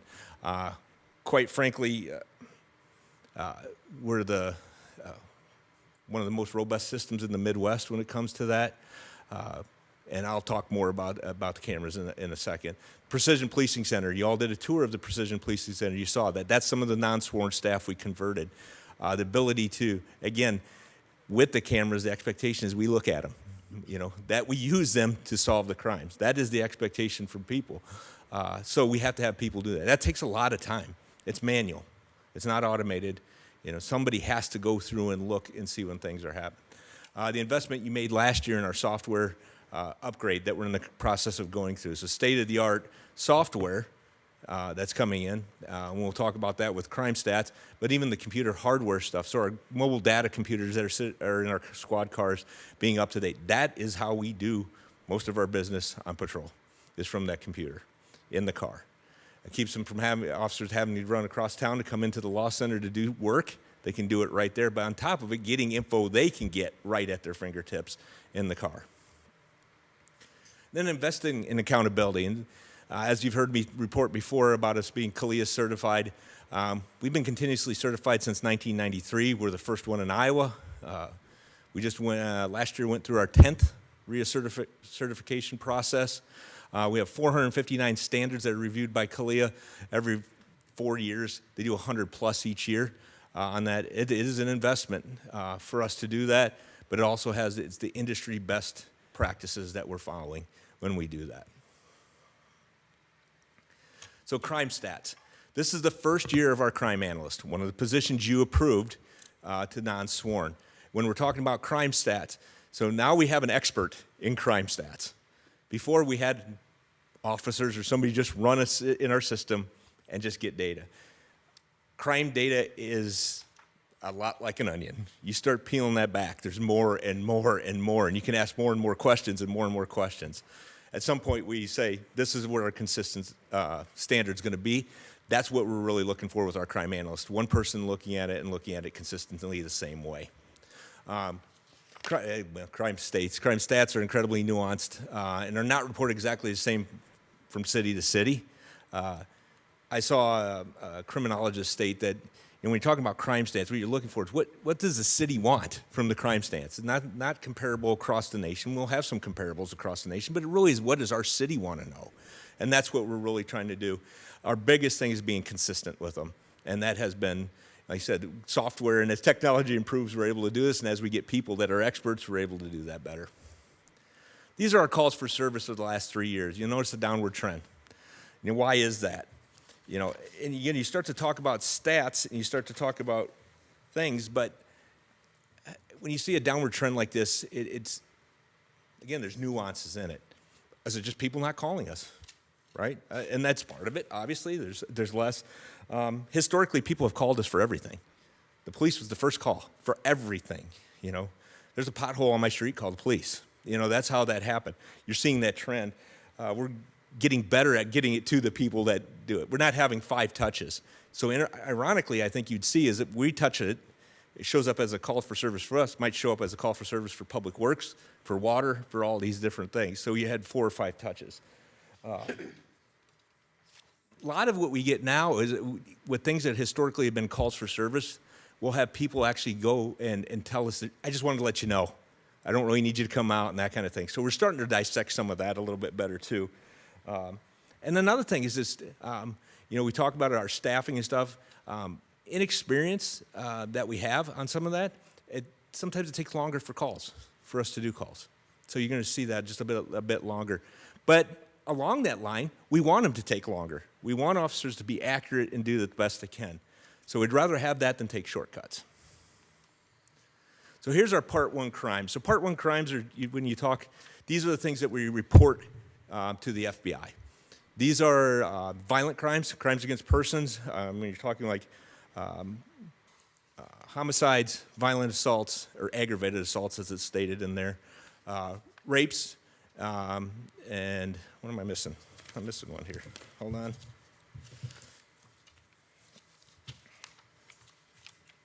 Robbery. Geez, how did I miss that one? Robbery on those. And then when you're talking about crimes against property, you're talking about theft of motor vehicle, arson, burglary, and theft. What's interesting is when you're talking about these types of stats compared nationally, like aggravated assault, it means something different in our state code than it does on the federal reporting. So what we could report, what we could charge as an aggravated assault in the state of Iowa is not an aggravated assault that gets reported to the federal government. So there's a little bit of nuance in there. Additionally, with burglaries, what you'll see here is burglaries also include burglary to motor vehicles. In Iowa, burglary to motor vehicle is a misdemeanor. So, but it gets reported here where we wouldn't report it beyond that. So this is where the nuances come in the statistical side of things. If you look at the trends, we're downward trending on crime. Now, we will never be at 0. I want to emphasize that. It's just impossible to be at 0 crime rate when you have people. We'll never be there. But as you look at the trends again, particularly crimes against persons, you look at the difference on those numbers, it's very few. Statistically, it's not a big number. Crimes against property, one burglary spree to a bunch of cars, 100 cars overnight, that skews that number immensely. So understand that when it comes to crime stats. But again, we're very safe, we're very low crime as we talk about this. Another thing with that, as we look at data, we have very little crime, particularly against persons, that are stranger crime. Generally, the 2 people involved, the victim and the suspect, know each other in some way, shape, or form. So it's not always that case all across the country. Shots fired, we're at 6. Now, you'll see it in there, or trending, as you see in there, it kind of goes up and down. Generally, when we see an up, we generally have 2 groups that are shooting at each other. That's what happens. But we hear this, that quote is from our criminals. We've heard that numerous times. You're going to get caught in Dubuque. You're going to get caught and you're going to get convicted. We send a lot of our gun cases, because they meet federal firearms violations, to the U.S. Attorney's Office.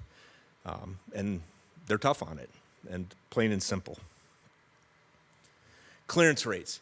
So in the past, you saw our clearance rates. We've talked about suspended cases versus the UCR reporting cases. We report on suspended cases. This year, you saw it a little bit different. We reported it a lot further. As we got our expert, we also found out that UCR reporting, we report cases that are cleared. We clear the case. That's how we clear it. The FBI wants to clear cases, so you'll see difference in UCR reporting from us. They want it by victim. So you could have a crime that has 3 victims. We clear the case. They're clearing it by victim. Now, if it doesn't get attributed to that victim, though the case is cleared with that, you can show a difference in that. So it's really, again, nuanced. But again, we want to be just consistent how we do it, so you all have a accurate snapshot of what's going on. The other thing is, not all crimes are reported in this year are cleared in that year. So cases are ongoing. We have an end of year. We don't shut down in December to get all our numbers together. That would be lovely. I'd love to do that, but we don't get to do that. So you have the numbers that carry over into the year. So you're not going to see that. So every time we ran this, so when we're a month later than we normally are, the numbers changed. They kept changing every time we ran it because cases are getting cleared as that's going on. So you see this number changing. And again, it could change for years because some cases could remain open for years. Brain health. I've reported on this a number of times. As you're seeing, this is actually it went up again. So 2024, 2025, it went up again significantly. A couple reasons. One of those reasons, I truly believe the brain health calls went up in 2025. We have the 3-person division that works on this, 2 officers, and then our liaison that works with them. So they're doing more. You'll see that. But also, it is a prevalent thing. And we saw, you look at the trend before 2021, we almost doubled when it went into that. So that's still continuously high. But what goes along with this is that we're able to essentially keep people out of jail. Jail isn't necessarily the best place for a lot of these calls. A lot of these calls, when I talk about calls for service, downtrending, some of these calls that their CRT officers are dealing with, they deal with one time. That'd have been 13 calls in a day from that person. So that would have added to that number. Somebody in crisis will do that and over and over and over. So they're effectively handling it in one call as opposed to handling it over 13 responses. Force multipliers. I talked a little bit about this with the technology and the people. But the technology and non-sworn staff are force multipliers to the sworn staff. They can do things that pull a patrol officer off the street to sit in the center for 3 hours and look at cameras, or try to learn technology that might be I'm not real proficient in because this is so far advanced. They help. I mean, they help every officer. They don't just help one. They help the whole system. So this is the future. This is using force multipliers to really offset what's going on the street and to be more efficient, more effective, and to be able to do our jobs just the best we possibly can. So our Precision Policing Center, I'll give you some stats with that. Again, first full year, well, not full year of having it, almost a full year now, but these are the numbers from 2025. The 4 non-sworn staff, the 5th one, we're in the process of hiring our computer forensics person. We just started that process now, so that should be coming on soon. But they did 322 cases, 1,300 hours looking at cameras to do this. They're making their own cases, and I'll highlight a couple. You heard them talk about this, but I'll highlight them again. The ATM jackpotting that you hear all over the place, they were able to find the vehicles, crack that down, notify other agencies of this regional crime that's happening, and get the persons arrested within an hour of finding the vehicle because they found them in Cedar Rapids an hour later. So this is the stuff they're doing that's helping us, the force multiplier side. Again, an officer working that and not being able to connect all the dots and then having them be able to do that for them. The cameras. What you believe about them or not, we've had a lot of talks here about cameras in the past, and particularly automated license plate readers and speed cameras. But cameras give us the speed and accuracy. I've talked about in the past, you heard the first 48 hours on a homicide investigation. Here in Dubuque, it's the first 48 minutes because we can go look at cameras. It is literally that fast to start doing things. The accuracy of it. In the past, relying on victims in a traumatic situation or witnesses in a traumatic situation, giving us a description. A lot of times vague, sometimes wrong. Cameras give us accuracy on that. So opponents of cameras will tell you all the bad things we could do with the cameras. We have a very robust policy on the cameras. We have a very robust training on our cameras, and we want our officers to use it right. If somebody uses it wrong, they're going to get in trouble for it. But nobody's asking the victims. What you see is everybody asking the people about what we could or should have done wrong with it. But ask the victims. Are they happy with how fast we're going? Nothing's worse than being a victim and have to sit there and wait and wait and wait for an answer to the crime that happened to you. So this is a piece that I can't emphasize enough. Ask the victims what they think of that. And in closing, it really is, when you look at the stats, it's all about the safe community. It's all about the partnerships. It starts with the elected official level down to what we're doing, down to the community and what the community's involvement with it. So this is all about, it's a complete partnership. This does not work if it's just us, it's just you, it's just the community. We all have to be partnered together in order for us to have a safe community. Without that, it won't be. Something will fail. So with that, any questions? Thank you very much, Chief. We appreciate the presentation. Questions, discussion? Well, we've got Ms. Russell. I would just like to point out one good example that you gave us of people are saying, you know, what are you doing to save money and do things better? And your example of the police force using technology and non-sworn officers to help the entire police force to be more effective is such a great example of how we are using our resources more effectively to make better use of the funds we have. Thank you, Ms. Russo.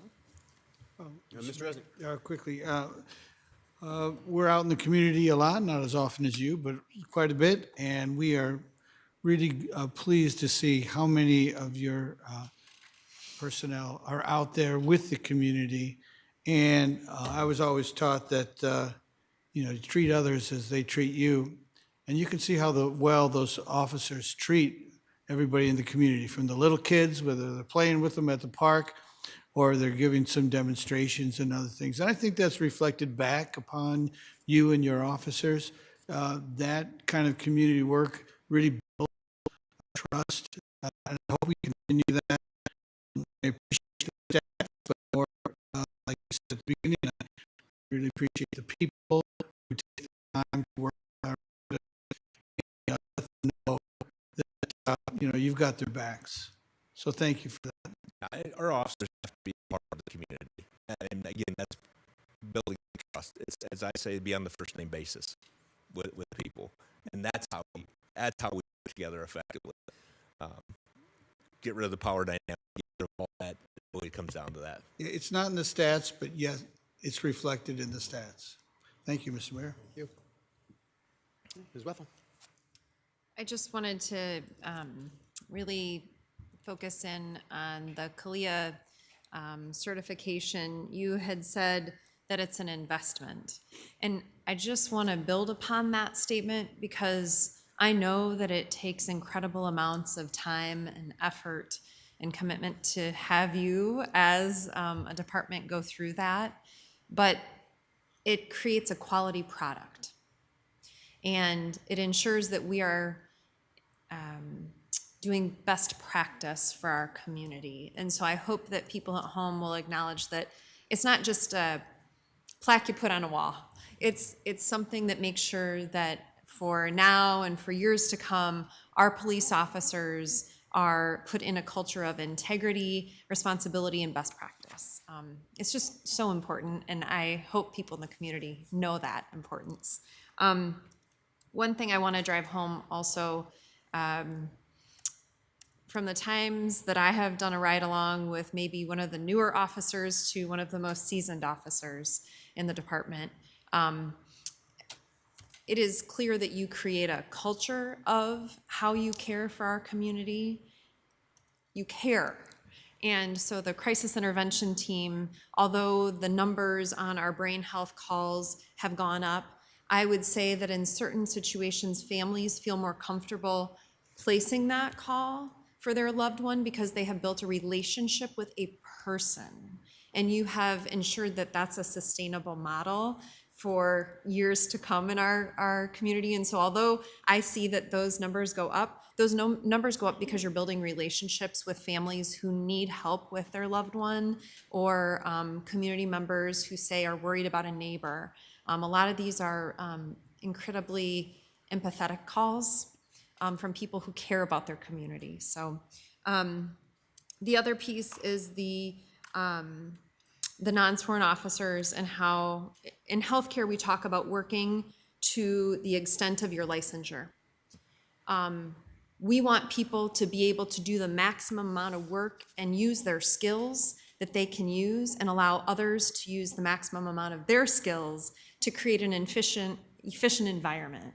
And so I think that the vision that you have created with non-sworn officers allows us to do that, where our officers are not sitting behind a computer desk looking through hours and hours of footage. We have people in real time doing that work. And so I don't know how you put a number on that or calculate that. I don't think you can, but I have seen it myself with my own eyes, and I really appreciate that. Those folks are really, they're non-sworn officers, but boy, are they a part of the team. So, thank you. All right. Any others?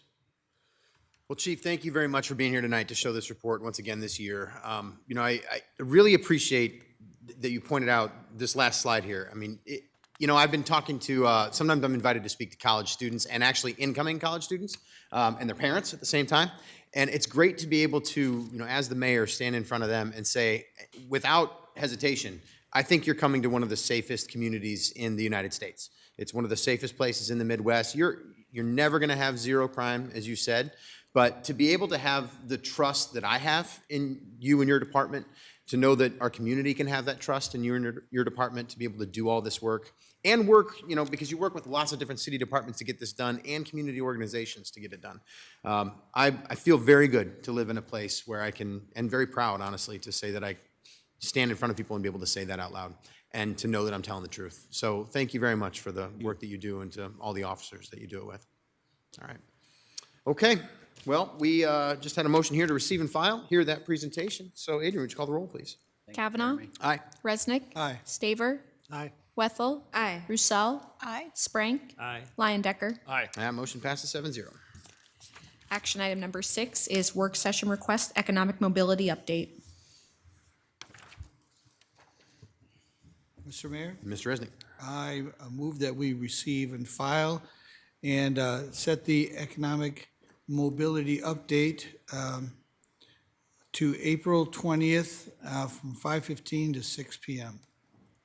Second. Got a motion by Resnick, second by Roussel. That's before a city council meeting. All right. Adrian, would you call the roll, please? Kavanaugh. Aye. Resnick. Aye. Staver. Aye. Wethel. Aye. Roussel. Aye. Sprank. Aye. Leyendecker. Aye. Motion passes 7-0. Action item number 7 is work session request, smart parking and mobility master plan. Mr. Mayor, Mr. Resnick. I move that we schedule the work session for the Smart Parking and Mobility Master Plan to May 4th at 5:15, 2026. I guess I'll All finish right. it that way. Yep. Second. I've got a motion by Resnick, second by Leyendecker. Once again, before meeting. Yes. All right. Adrian, would you call the roll, please? Kavanaugh. Aye. Resnick. Aye. Staver. Aye. Wethel. Aye. Roussel. Aye. Sprank. Aye. Leyendecker. Aye. Motion passes 7-0. Action item number 8 is work session request, sustainable Dubuque. Mr. Mayor, Ms. Roussel. I move to receive and file and set the work session for Monday, June 15th, 2026. Second by Spring. Got a motion by Roussel, second by Sprank. Adrian, would you call the roll, please? Kavanaugh. Aye. Resnick. Aye. Staver. Aye. Wethel. Aye. Roussel. Aye. Sprank. Aye. Leyendecker. Aye. 7-0. Action item number 9 is Dubuque Gate and Pump Station Flood Mitigation Project Update Video. Mr. Mayor, Mr. Sprank. I motion that we receive and file and view the video. Second. Second. Got a motion by Sprank, second by Roussel. We can roll the video, please, Eric.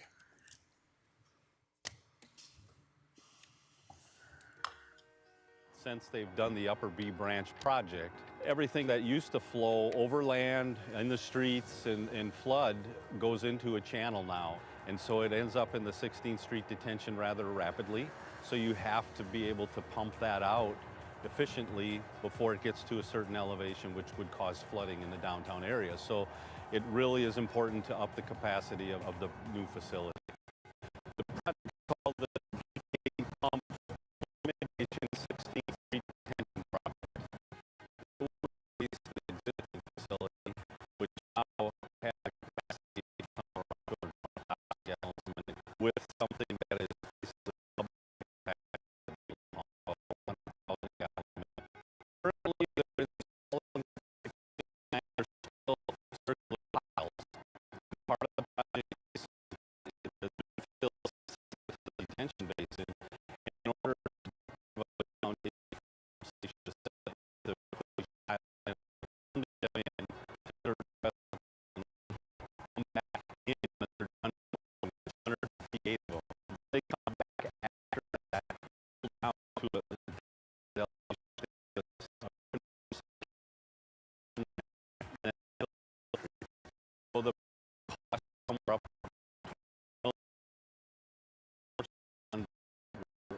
for this. Two of the big ones were EPA grant and a grant, $60 million. Those are not local, local sales tax money is involved, so the funding comes from multiple sources. It's so important to have this piece of the puzzle done now.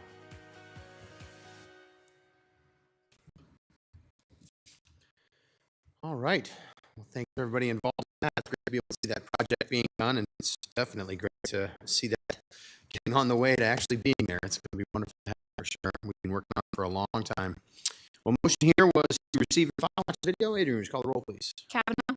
Resnick. Aye. Staver. Wethel. Roussel. Skank. Leyendecker. Motion passes 7-0. Action item number 10 is fiscal year 2027 budget recommendation. Mr. Mayor, Mr. Resnick. I move to receive and file and view the presentation. Second. Got a motion by Resnick, second by Wethel. Mike, it's all yours. Thank you. Just a reminder that tonight is just the presentation of the budget, that you're going to have 8 public meetings after this where you're going to invite the public to come up and say their piece about every individual department after the department has presented, and the mayor and city council is going to have plenty of time to ask the department managers questions on those nights before the last night where you have to make all the final decisions. So tonight is not a decision-making night. It is just purely a presentation of the budget recommendation as the process, I'll use the term kicks off, even though, as you all know, you already had to set the tax levy. And I heard some criticism from some members of the public that they couldn't believe you set the tax levy before you knew what was going to be asked in the budget. Well, of course, that's the state law. So I get it's backwards, but that's the way the state law works. You have to set the levy first. So anyway, presentation of the budget recommendation.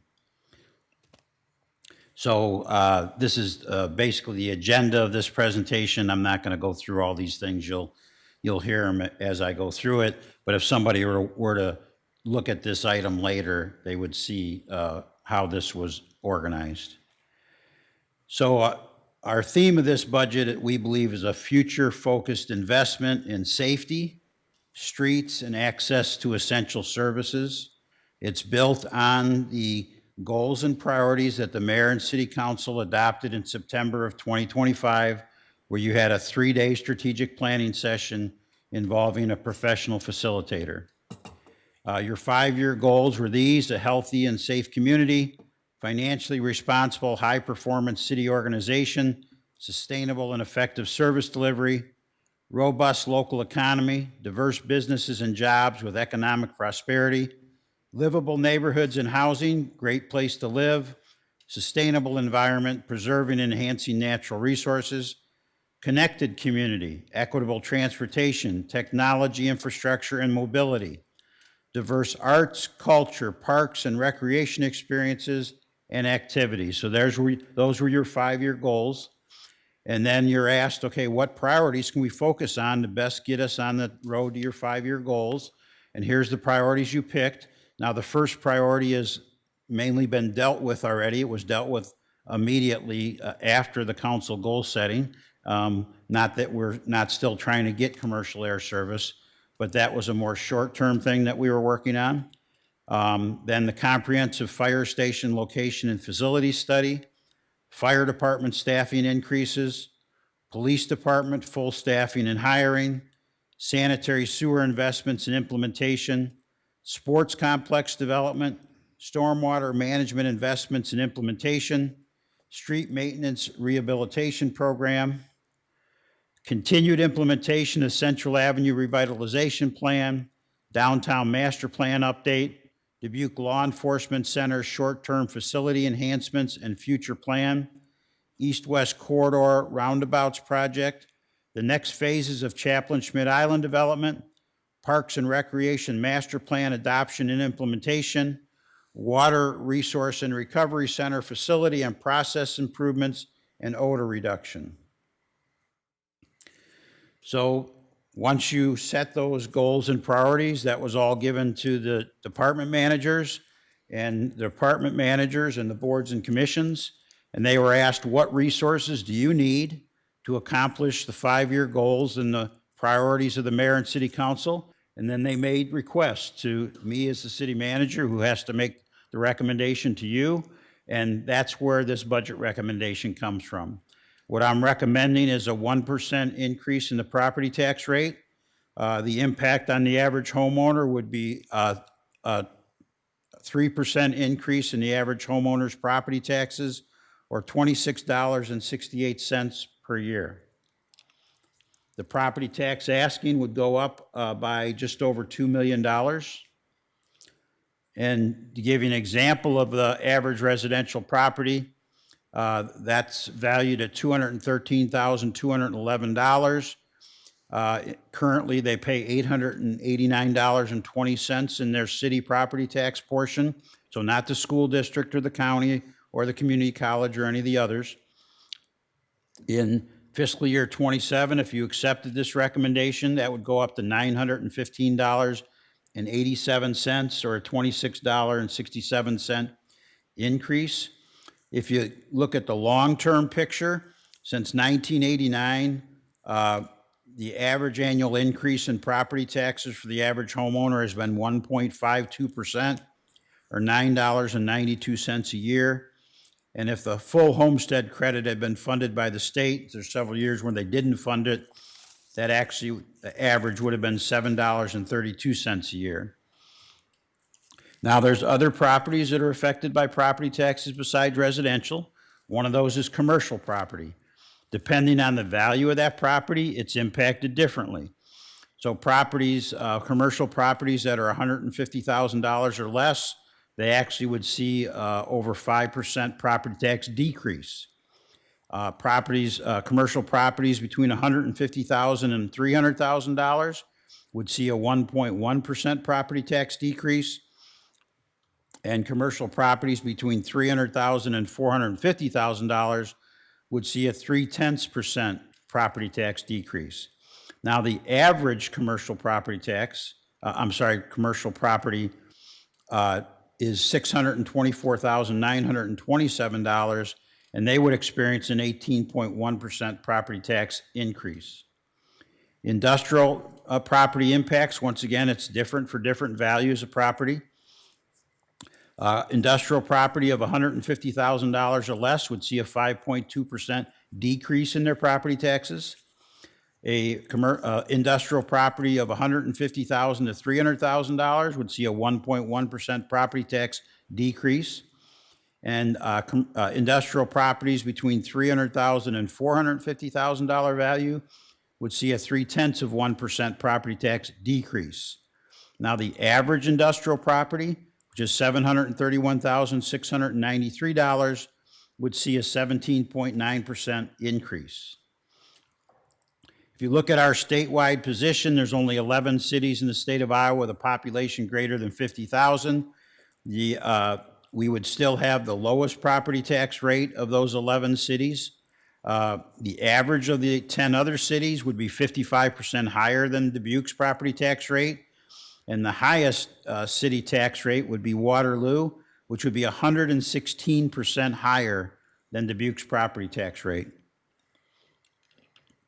Now, there were some questions during the process about the North End, and would they experience a significantly higher increase in property taxes than the average, than based on the rest of the city?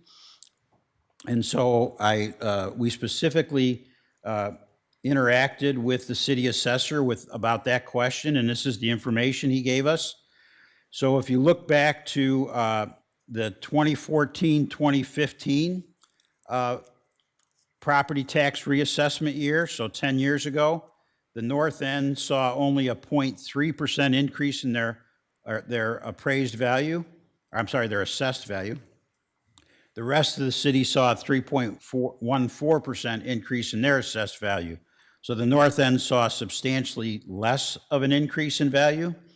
When you look then at 2020 to 2021, that reassessment year, the North End saw a 9.48% increase in their assessed value, and the rest of the city saw a 10.25% increase in their assessed value. Once again, the rest of the city higher than the north end. Now in 24-25, the most recent one, the north end saw a 9.66% increase in their assessed value. The rest of the city saw an 8.98% increase in their assessed value. So yes, the north end does have a slightly higher increase in their assessed value than the rest of the community. Now, I would say much of that is for some very good reasons. The city of Dubuque has invested hundreds of millions of dollars in the north end in the last 20 or so years. The B Branch Watershed Project alone is $250 million. The millions of dollars invested in Comiskey Park, the new Kerper Boulevard roundabout, the sanitary sewer upgrades on Kerper Boulevard. The sanitary sewer was replaced. A new lift station was built. A lift station was replaced. The city's partnership and investment in the Crescent Community Health Center now serves over 10,000 patients a year in the north. Not all the people are from the north end, but it's located in there. The Chaplain Schmidt Island project, which was an over $80 million investment. The 14th Street Railroad Overpass, which is not constructed yet, but it is designed, and we've gotten all the funding lined up for that over $50 million project. Part of that will be a complete streets project for both Elm Street and 16th Street. And then also for several years, we had a program where we assisted people in the north end who had flood damage from 6 presidential disaster declarations in 11 years.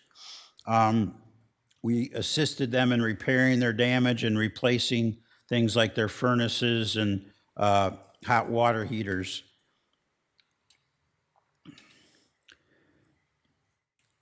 Now, there's some discussion when the council adopted the property tax rate that there was some discussions about when this is all said and done.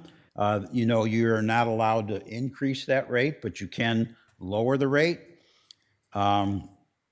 So there certainly are a lot of opportunities and challenges in this fiscal year 2027 budget recommendation, and I absolutely respect the right of the mayor and city council to lower the property tax rate through this process.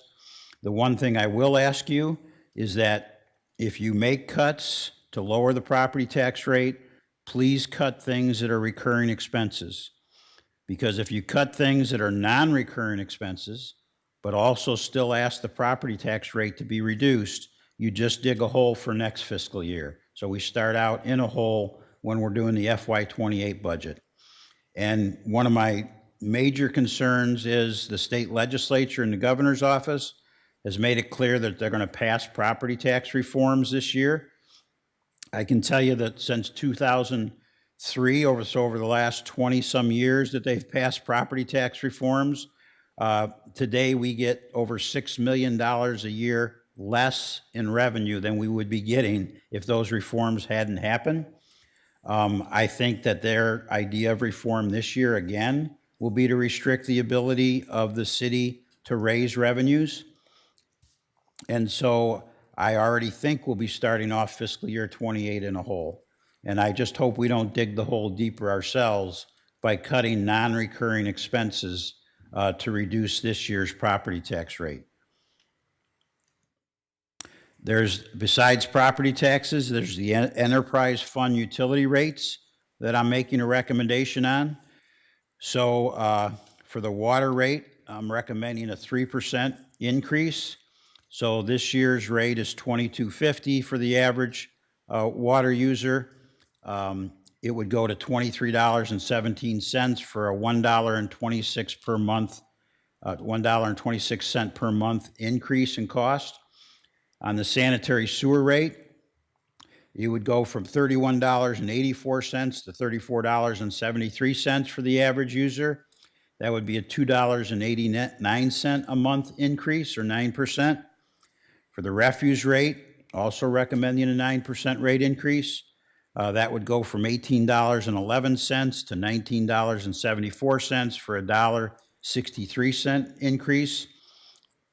And the stormwater rate, a 9% rate increase, which would go from $11.03 to $12.02, or 99 cents a month increase for the average user. So the total increase of the utility rates for the average user would be $6.77 a month.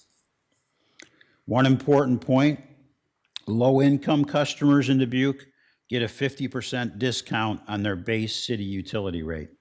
So these numbers I give you in the recommended fiscal year 27 rate column are not accurate for low-income residents.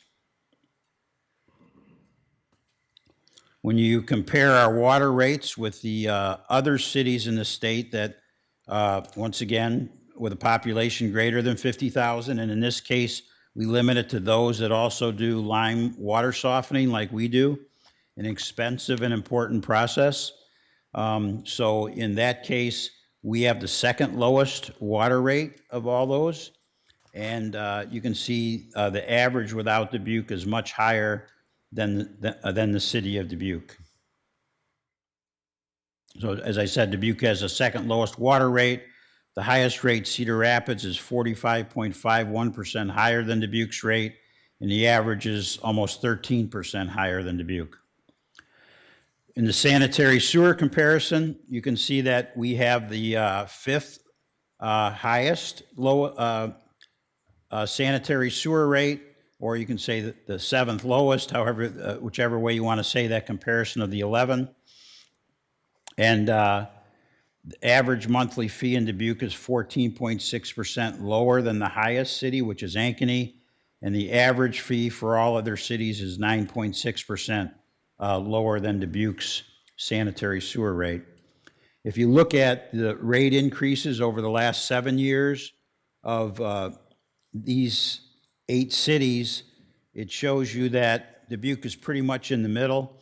The average annual increase for the rate for Sioux City has been 8.8%, Council Bluffs 7.5%, Cedar Rapids 6.5%, and Dubuque is at 6.4%. I can tell you that both Sioux City and Cedar Rapids are doing major upgrades to their sewer plants and in the areas of hundreds of millions of dollars. So I'm certain you'll see their rates increase at a higher pace going forward. Refuse rates, we don't have the comparisons to the other cities yet. We're still connecting with the other cities on what their rates are going to be, and we don't have all that information yet. One of the big things we're doing with our sanitary sewer system, with our refuse system, is we're switching to all semi-automated side loaders. Currently, we have 6 of those. We're purchasing 3 more over the next 5 years. And also, if you've ever seen the large item collections and you've seen what I'll call the grappler truck, we're going to be replacing that truck for $375,000. Stormwater rate comparison, yes, we have the second highest stormwater rate of those cities. And Dubuque's rate is 41% lower than the highest, which is Des Moines. But the average is 35% lower than Dubuque. And I'd make the argument with 6 presidential disaster declarations in 11 years and bordering the Mississippi River and having to deal with its tributaries, that we have a much bigger problem to deal with than these other communities do. We also provide subsidies on the stormwater rate. So property tax exempt properties get a 50% discount on the stormwater rate. Low to moderate income properties get a discount. Residential farm properties get a discount. And those that have private detention basins can get credit. So $610,000 a year is spent by the general fund to subsidize these discounts for the stormwater rates.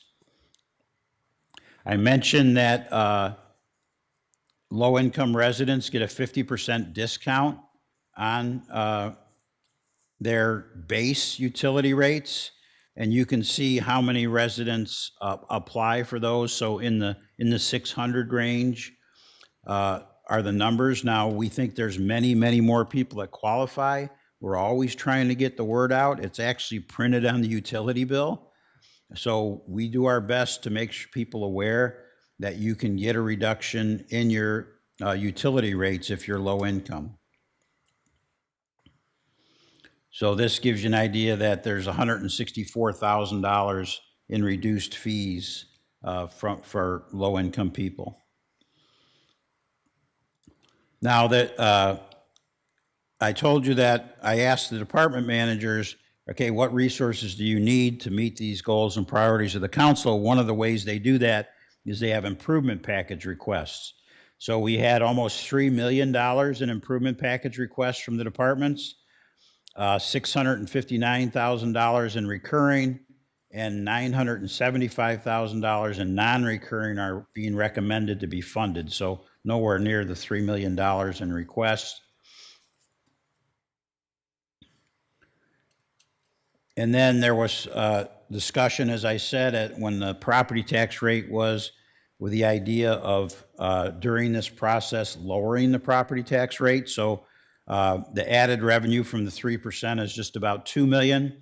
If you lower the increase to 2% on the average homeowner, that lowers it by about $300,000. If you lowered it to 1%, that lowers it by about $600,000. If you lowered it to a 0% increase, that lowers it by about $900,000, which means in any one of those scenarios, that's how much of the recurring expenses you would have to cut out of the operating budget to meet those targets.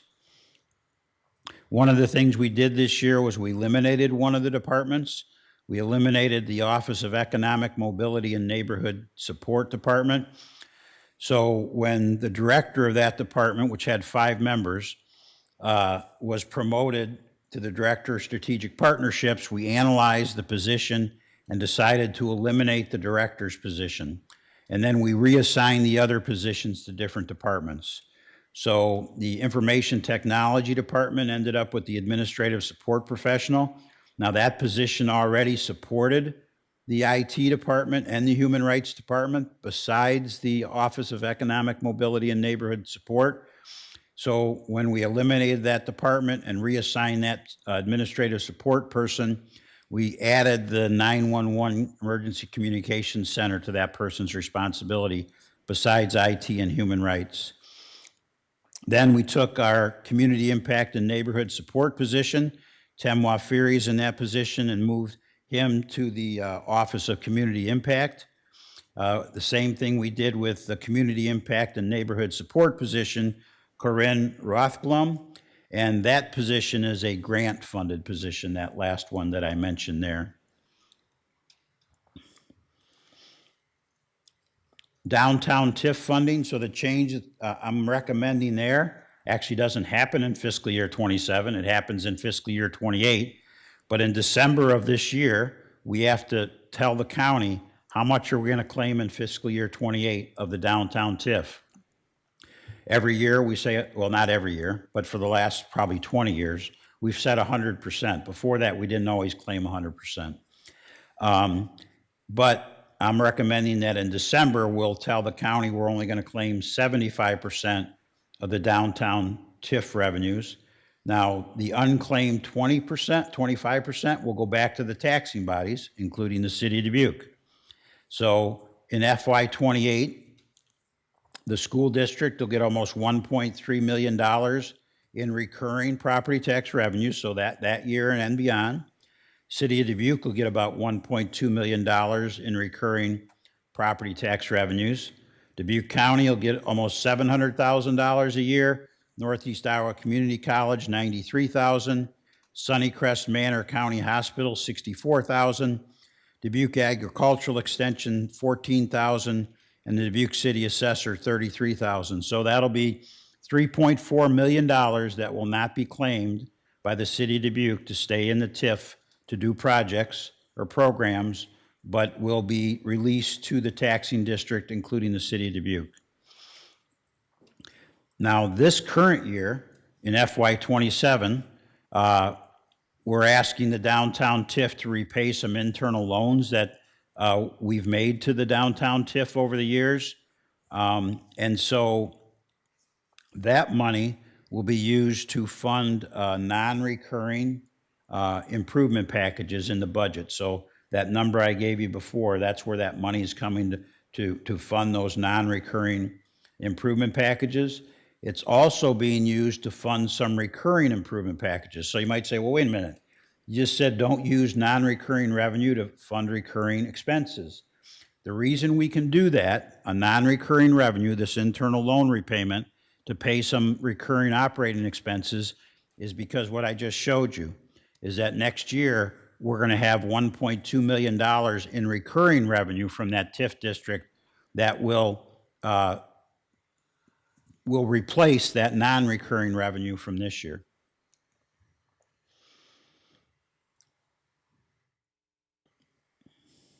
So the reduction in downtown TIF revenues beginning in fiscal year 28, when we only claim 75%, will be $3.3 million. And then in 29, it'll be 3.3, and 30, 3.4, and 31, 3.4. My point being is it's going to be recurring experience that we're not going to have this money.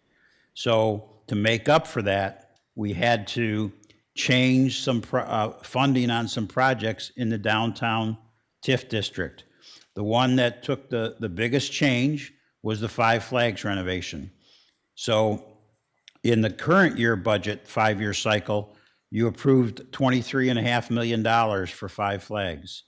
Now, since we're losing over $3 million a year in revenue starting in fiscal year 28, I'm recommending that go down to $7 million, a reduction of $16.5 million. Now, first, we looked at the facility and said, hey, what do we need to do to fix what's broken? And that was about, in round numbers, about $6 million. So this provides just a little bit more than that to fix what's broken, like put a new roof on, those kinds of things, and then a little bit of money to do a couple of enhancements. Now, the Downtown Rehabilitation Grant Program is also going to be reduced. Now, it doesn't quite look like it from this. You'd say, well, it's only going to be reduced by $4,390. It's a little, in that first column, fiscal year 26 to fiscal year 30, it says 5.5 million, and then it says, okay, then what's available in fiscal year 26 to fiscal year 31? 5.5 million. The problem is 3.5 million of the 5.5 million in the second column is encumbered for existing projects. So these are projects you've already approved where the people just haven't finished them yet, so they haven't gotten their money yet. So remember the $10,000 per unit apartment, the $45,000 facade grants, those kinds of things. They don't get them until the project's done. So about $3.5 million of that's already encumbered. So it is about a $2 million reduction in resources in the downtown TIF for rehab grant programs. We're also creating a new program called the Downtown Storefront Retention Program, where we're helping new tenants in some of these commercial spaces pay their lease payments until they get on their feet. And so you'll learn more about that in the economic development presentations. Now, one good news is we were able to increase the resources going to the Central and White Street project. So in the current year budget, you approved $8.2 million over 5 years. If you approve this, you'll be approving $11.2 million over the next 5 years. We also were able to increase the resources to the East-West Corridor study. Now, the amount we increased it is not enough to do the project by any means, but it is enough to provide the match if we were to get the federal build grant that we applied for.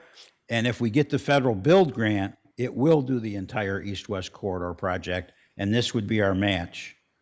And I should take you back to the Central and White Street project. That $11.2 million is not enough to do all that project either. We would have to allocate money in future years and apply for grants to get to that number, which I think is about $7 million more than that amount.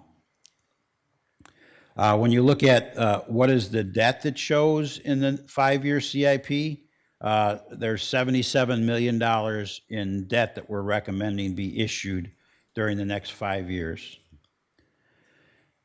Now, general obligation debt, it comes in, your ability to use it comes in different forms. One is what's called the central corporate purpose debt, and that can be issued just by a vote of the city council. So like buying a new fire engine or truck for like $1.8 million, you can just vote, issue the debt, and do that. You don't have to worry about a referendum or anything. However, much of the debt can only be issued by a vote of the city council that is subject to a referendum, but in two different ways. One way is called a reverse referendum. So it's where you vote to issue the debt, and if nobody submits a petition asking for a referendum, there is no referendum. The other way is that it has to go directly to a voter referendum, and there's different rules on each one of these things that tell you about when you can do which kind. So there'll be major project decisions over the next few years that may require debt financing, but the scope, scale, and cost are not yet determined. So an example of that is you just adopted the Park and Recreation Master Plan. In that master plan was a whole lot of things like aquatic centers and another sheet of ice and a recreation facility. We don't have any information on the cost of those yet. Now, you have already commissioned an analysis of the aquatic center, so we'll get that information sometime this summer. How much would that cost? And then in this budget, there's also a couple more studies that we're recommending you commission, so we learn the cost of some of these other things. So when people talk about the cost of our infrastructure or the amount of our debt or the increases in the utility fees, I just want you to know this is not a Dubuque issue. This is a national issue. So I found two studies, one by McKinsey, very well-respected international consulting firm, and they said that there's a funding gap of up to $194 billion by 2030 for water utilities. By that, they mean water and resource recovery, like sanitary sewer. Then there's the ASCE, which is, well, anyway, it's the National Engineers Group. I can't remember exactly what the acronym stands for. And they did a report card on the national infrastructure, drinking water, C-, a $309 billion funding gap. Public parks, a C-, a $44 billion funding gap. Solid waste, a C+, a $16 billion funding gap. Transit, a D, $152 billion funding gap. And wastewater and stormwater, a combined $690 billion funding gap. One of wastewater got a D ranking and stormwater got a D+. Now, those are two of our biggest investment areas too, or also. But my point being is this is not just a Dubuque issue, that needs to be tens and hundreds of millions of dollars invested into community infrastructure. This is a national issue. Now, one of your priorities related to Water and Resource Recovery Center, odor, and reliability investments. So these are the investments you've already made. We're dosing to reduce the sulfur content with different things like ferric chloride, and we're doing a cleaning of the activated sludge system over a 3-year cycle. We're cleaning the digesters. We're doing what we'll call resiliency upgrades for $1.4 million. We're doing monitoring upgrades where we can better monitoring the odors and sulfurs, the $135,000. And then we're looking at replacing all of our electrical controls for $7.2 million, and phase 1 is already underway for $2.46 million. So that's all the heart of how the whole system is controlled. And then at the same time, we're building a high-strength waste receiver system for $8.1 million. Now, that's actually being funded by the high-strength waste customers and a federal grant, not by the ratepayers.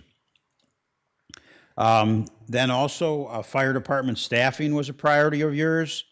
If you look at from fiscal year 22 to fiscal year 26, which is the current fiscal year, you've increased the staffing of the fire department by 17 full-time equivalent employees. So you've increased the staffing of the fire department over that 4-year period by 18.5%. In this fiscal year 27 proposal, we're recommending adding 9 additional firefighter paramedic positions. So that means over a 5-year period, you will have increased the staffing by 28%, or the 26 FTE equivalent positions. One of the ways we're going to be able to add the 9 firefighters is through a federal grant called the SAFER grant. And then also we raise the ambulance fees, and that will also fund the match for that grant and then help with some continuing annual expenses. In the Park and Rec Master Plan that you just adopted, it recommended adding 7 positions. Those were requested in this budget. However, I'm only recommending 2 of them because that's what's affordable. And those are both park maintenance technicians. And if you include the 1 park maintenance technician you added this year, that'll be 3 new park maintenance technicians in just 2 years. When you look at some of the major capital projects in the budget, the Catfish Creek sanitary sewer improvements, the 7th Street and Locust Street stormwater upgrades, the 14th Street railroad overpass, a new deep well for the water department to deal with PFAS issues. Now, if the mayor and city council thinks that the utility rate increases are too high, one of the ways you could lower those utility rate increases were to delay some of these major capital improvement projects. Public safety is a citywide commitment. Of course, you just had the report from the police department about their annual report, but it's not just a police issue. Every one of our departments has a role in public safety. So the next steps in this budget process are to, there'll be 8 public input sessions. You'll get to see all kinds of different information through that. We're going to continue to pursue federal grants. I'll just leave it at we're going to continue to pursue federal grants. And we're going to continue to do what I think is prudent planning. So the public meetings are tomorrow night, April 7th, which is Engineering, Public Works, Water, and Water Resource Recovery Center. Thursday, April 9th is Housing and Community Development, Planning Services, Economic Development, Purchase of Services, and Transportation Services. Monday, April 13th is the Library, Five Flags, Grand River Center, I'm on Ice Center, and the Recreation and Parks Department. Wednesday, April 15th is Human Resources, Information Technology, Communications, and Finance. Thursday, April 16th is City Manager's Office, City Council, City Clerk's Office, and City Attorney's Office. Tuesday, April 21st is the Airport, the Office of Human Rights, Community Impact and Neighborhood Support, the Multicultural Family Center. Wednesday, April 22nd is Police, Fire, Emergency Management, Emergency Communications, and Health Services. And then on Tuesday, April 28th, is the final public hearing to adopt the budget. And at that night, you will have to set the final property tax rate. Remember, it can be the same that's been recommended and approved by you already, or it can be less, but it can't be higher. And by state law, the budget has to be adopted before May 1st. So April 28th will be your last day to do that.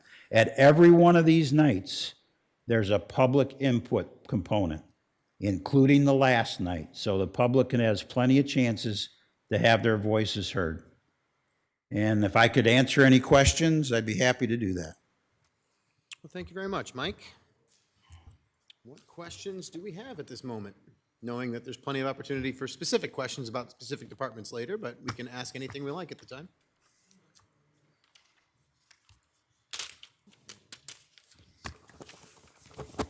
Ms. Wethel.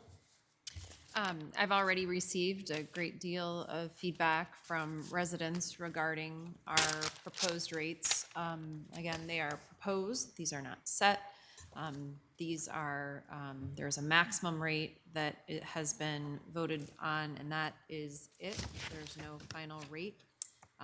There are numerous opportunities to come in public, but also I encourage people to reach out to me. And in reaching out, I hope that you'll propose to me the things about Dubuque that you love and the things about Dubuque that you need to tighten the reins on. Because we can't have both.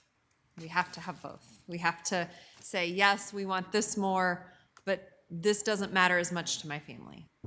And so in the process of making these decisions, I don't want to hurt people. I want to make the right choice, but I want to hear from you about what those choices are. Thank you. Thank you. Mike, I have a question. Please, Mr. Well, President, please, just go ahead. quickly, I don't know if this is the right time for this question, but I also was contacted by somebody over the weekend with the same question about how to read these graphs that are meant to help people understand the budgeting process. And the woman who talked about, well, here's the budget, here's how much is used this year. And they didn't understand, and maybe lots of people don't, because it's confusing and it changes quite a bit. Right. And I totally understand when I get a question, well, you know, the Public Works has a $30 million budget and we've only spent 10 million. So why, you know, what's that about? Right. And so I know that it's a short question with a long answer, but in order for citizens to follow what's going on and to answer some of the questions, and I know that chart is meant to help people. I didn't see any spots on the website that says, you know, here's some possible reasons why you're seeing what you're seeing. Is there any way that we could perhaps, as part of this budget process, to maybe do especially that page on the website, let them understand how some things work, and there's got to be, you know, some flexibility in that. Again, I don't know if it has to do with this discussion or not, but the people are interested in following, as Ms. Wethel has just talked about. They are interested, very interested in this process, and I just would like to help them as much as possible. Thank you, Mr. Mayor. Yeah, and we are going to look at that site, because I would agree with the woman's comments that it can be confusing. So we're gonna do our best to limit that level of confusion. It is complex and complicated, no doubt about it. You know, you get carryovers from previous years on projects that weren't completed yet and things like that. Yeah, we're gonna look at it a little harder. Thank you. Can we take a quick moment to just directly address that, though? Because that was a question I was just about to ask. You know, there was the idea that there is an approved budget in an annual basis, and then there's the actual budget that was used on an annual basis. It's a pretty common thing in any large organization, I would say. But in a city government, you know, there's reasons why this occurs. And if we could just outline some of those, then maybe we can talk more about it in detail when we come to your presentation, Jennifer. But yeah, Sure. whatever you got now. Jennifer Larson, Chief Financial Officer. So the tool being referenced on the website, the open expense tool, when it references approved budget, it's actually amended budget. So it's not, you know, the original adopted budget. It's with any amendments City Council has adopted, and we typically do 2 amendments each fiscal year. So we do an amendment at the beginning of the fiscal year, typically goes to public hearing in late September. And so that's to pick up any projects that have not been fully completed and to carry over those project funds so that they're included in the next year's budget. There will also be what we call encumbrance carryovers. So those are for typically routine purchases in departments, or they could also be related to projects. So those also carry over and increase the budget because they're committed to vendors for payment. So that's a majority of the first budget amendment. And then we're actually working on a second budget amendment right now for our current fiscal year 26. And that is just to pick up any activity that has been approved by City Council since the last amendment in late September. Or it could be, we may have, for example, gotten new grants that we need to amend in the appropriation because we cannot spend money that we get without adjusting our expense budget. So, yeah, we typically do 2 amendments. And so what's being seen on the website is the amended budget. And yes, we will look at making that more explained on the website. it does happen, right, that we end up with extra money at times at the end of the year. I remember that happened this year, at the previous fiscal year. That is an occurrence that does happen, right? It does happen. I think common in the general fund has been vacancy savings related to the police department, but as they fill their vacancies, there'll be less money left at the end of the fiscal year. And then, of course, we have the enterprise funds that are fully self-supporting with their user fees. So they may have some things that they didn't expend, like if, for example, chemicals or something they budgeted for, or utilities were less than projected, then they'll have some money left. So, am I understanding correctly? The way I look at this is what we're trying to do is do our very best at coming up with an amount that predicts what we're going to need in this next year based on the facts that we have in front of us right now. That's generally what we're trying to do here, right? I mean, we need to come up with some sort of a way of, and we try to be as realistic as we can be with that. And the choice we have is we can either, we can go overboard, or we can be too restrictive, or we can kind of get it just right.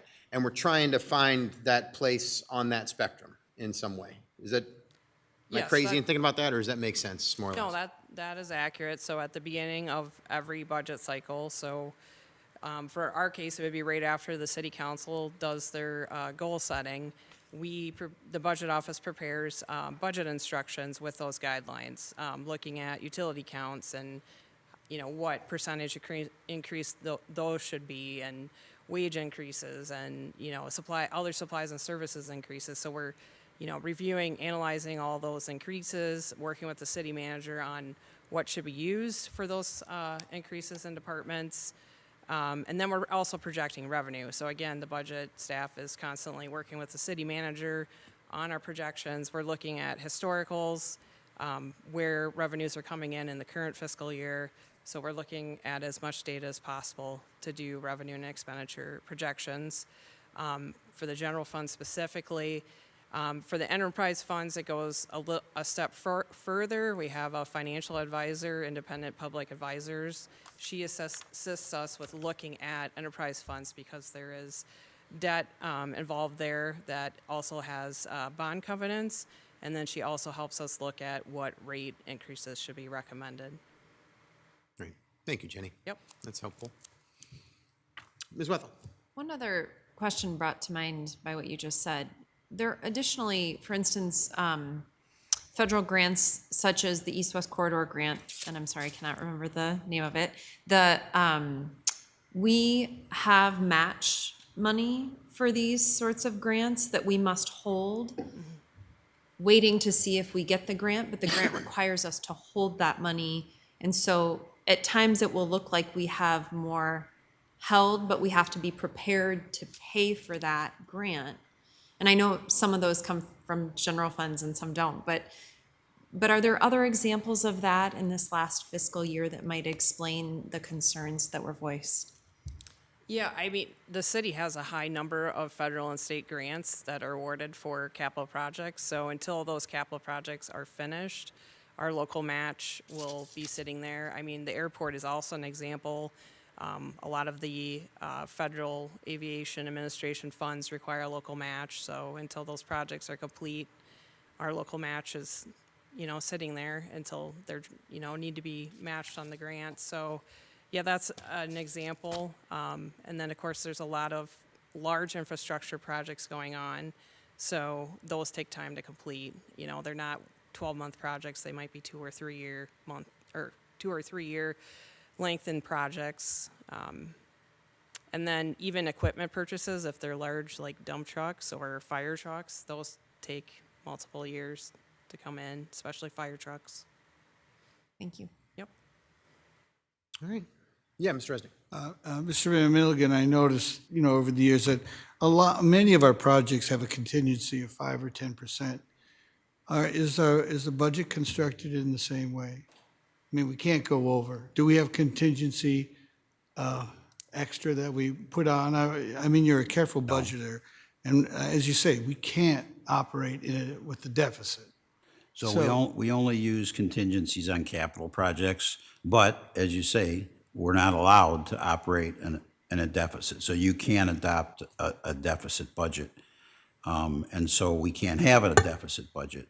So we know that things are going to happen during the year. Somebody's going to retire, or somebody's going to resign and take a job with another employer.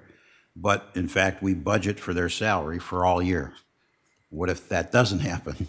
And so we're pretty much assured by the end of the fiscal year, we're going to have money left in the budget because we budgeted for, and that's just the perfect example. We have 795 full-time equivalent employees.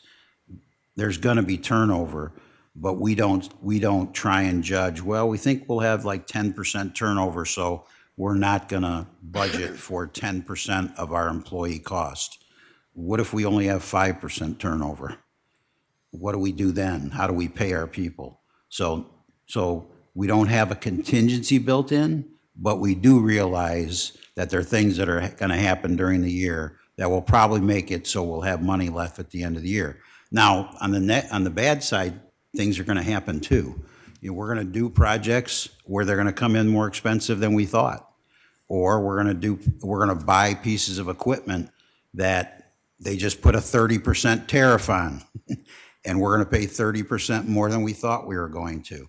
So bad things happen too. It's not all good. And yeah, so it's a balancing act. Yeah, and finally, you mentioned the recurring, non-recurring, and I know we put money every year. I think we try to put money into the reserve fund. Would you say that's a recurring cost? But because I'm sensing it's somewhere in between a recurring and non-recurring, since we do it every year. No, because we do not try and add money to our reserves every year. We have a target reserve that we try and maintain, and we budget for that reserve. But in this year, yes, we are recommending we add to the reserves in anticipation of the property tax reform. So I guess you could say, in a way, we add to the reserves every year because the target's 25%, and our budget generally goes up every year. So there's a little incremental increase, but it's not at any significant level, except for this year. We are recommending to add a couple of $1 million to the reserves.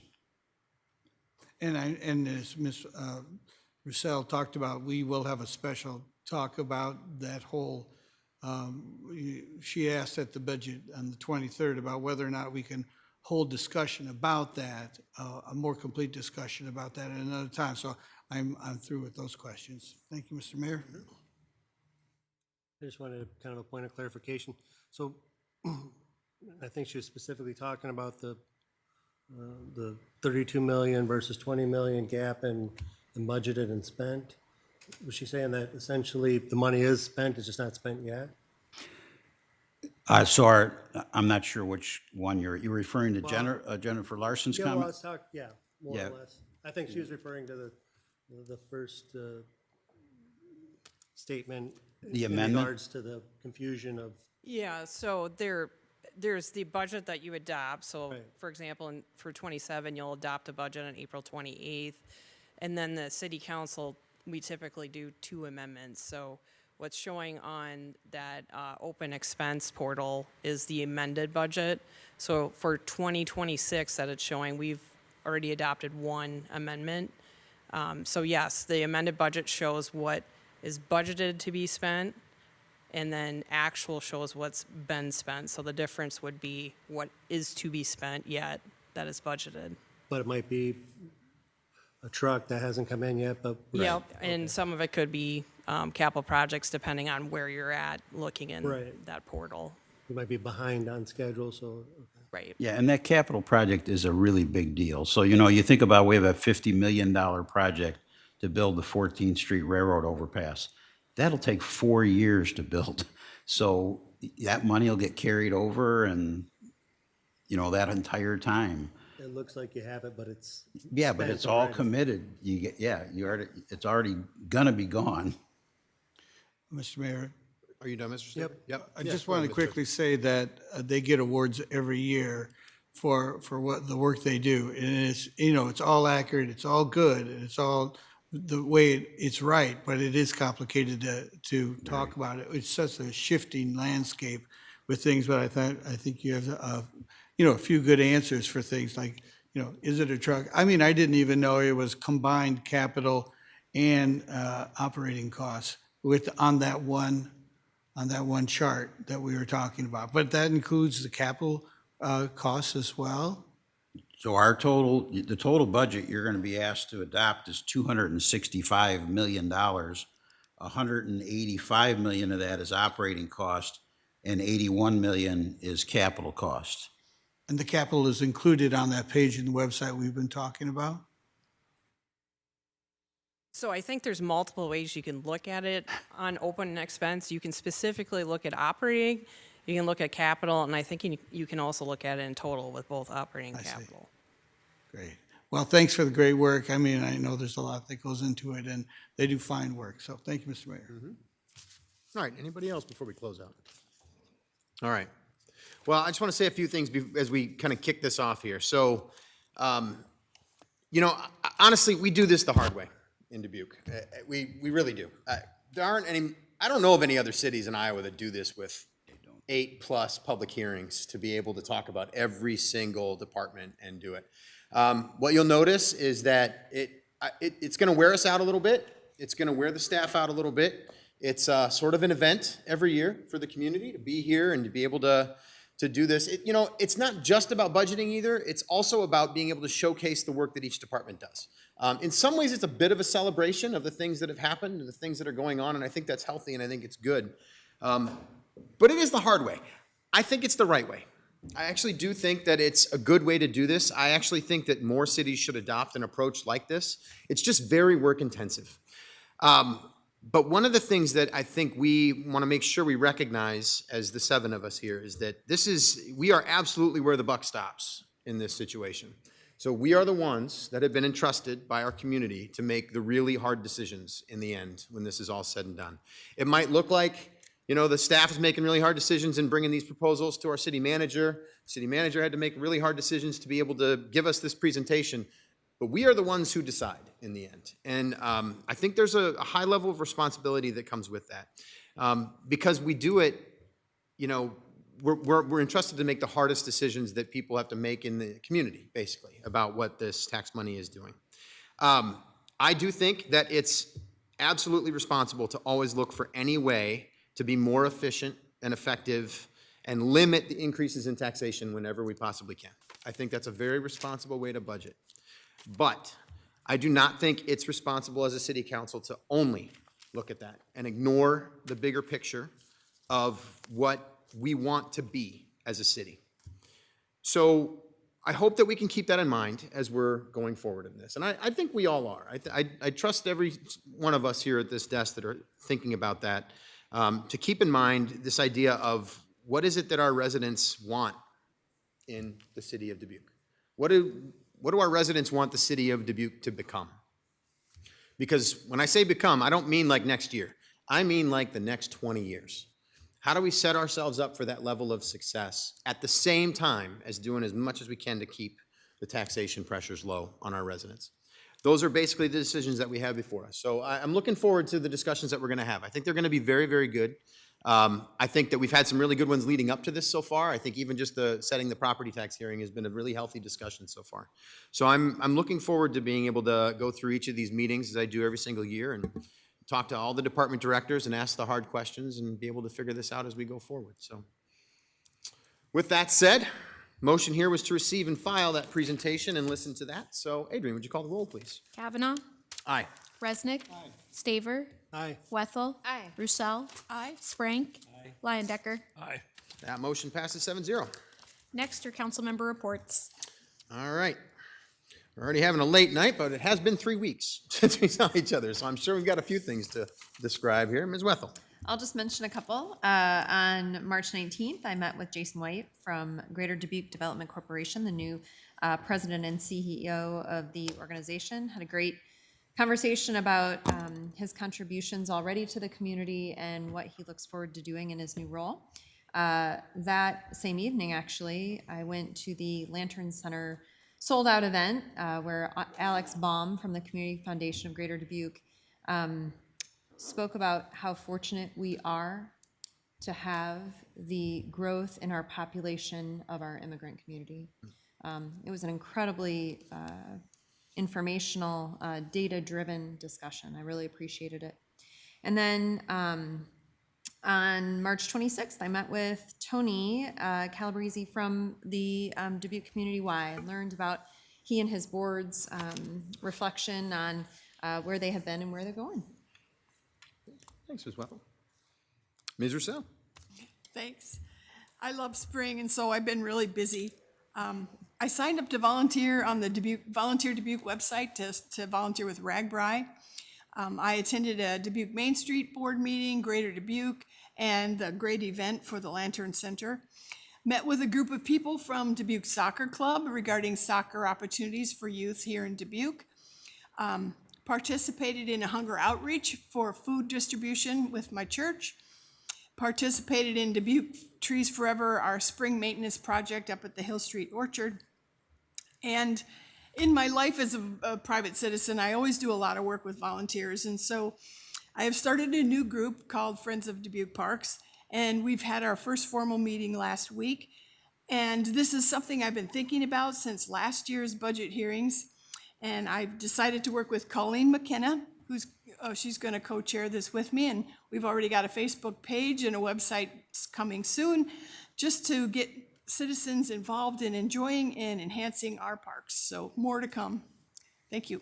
Wonderful. Thank you. Any others? No?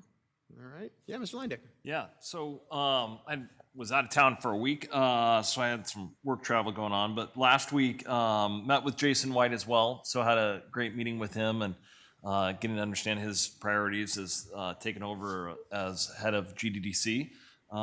Looking forward to his involvement in that organization at a leadership level now.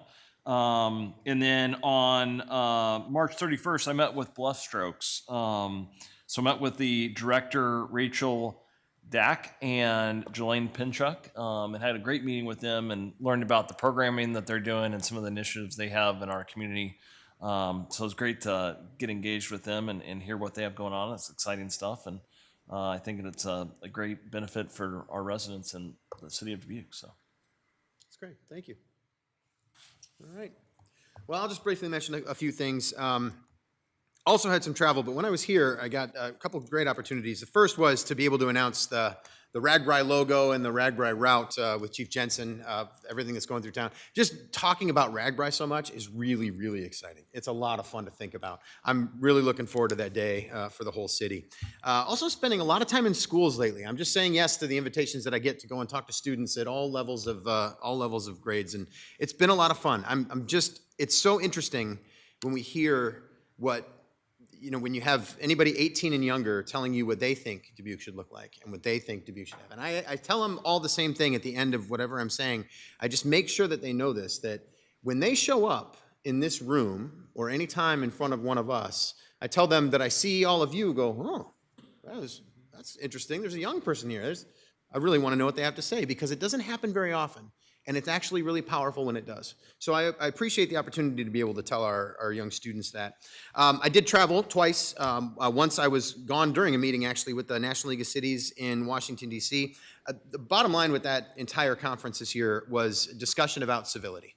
It really was all about civility. And I got to be on a panel talking about civility with several other community leaders, and the president of National League of Cities was the moderator for that.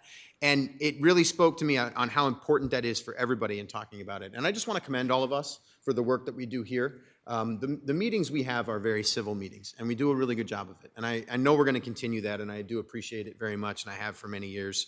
So just know that we're doing a good job of that here, and I think we can keep it up and continue to be an example for the rest of the community. And then finally, Dubuque Night in Des Moines was last week. So we had Dubuque Night, invited all the legislators from the legislature to be there and be able to join us. Had to compete with NASCAR. We did okay. There was a pretty important NASCAR event out at the Newton Speedway, so everybody was running in all directions all night long, but I really appreciate everybody who always comes to Dubuque Night. It is a great night in Des Moines, and it's great to be able to celebrate all things Dubuque with people from all over the state. So we have a closed session, so I will take a motion, please. Mr. Mayor, Ms. Wethel. I move that we go into closed session according to Chapter 21.51A CJ, confidential records pending litigation and purchase or sale of real estate. Second. You've got a motion by Wethel, second by Leindecker. For the record, the Attorney City Council will consult with. The issues to be discussed in closed session is City Attorney Krenna Brumwell. Adrian, would you call the roll, please? Kavanaugh. Aye. Resnick. Aye. Staver. Wethel. Aye. Roussel. Sprank. Aye. Leindecker. Aye. Motion passes 7-0. We are in closed session.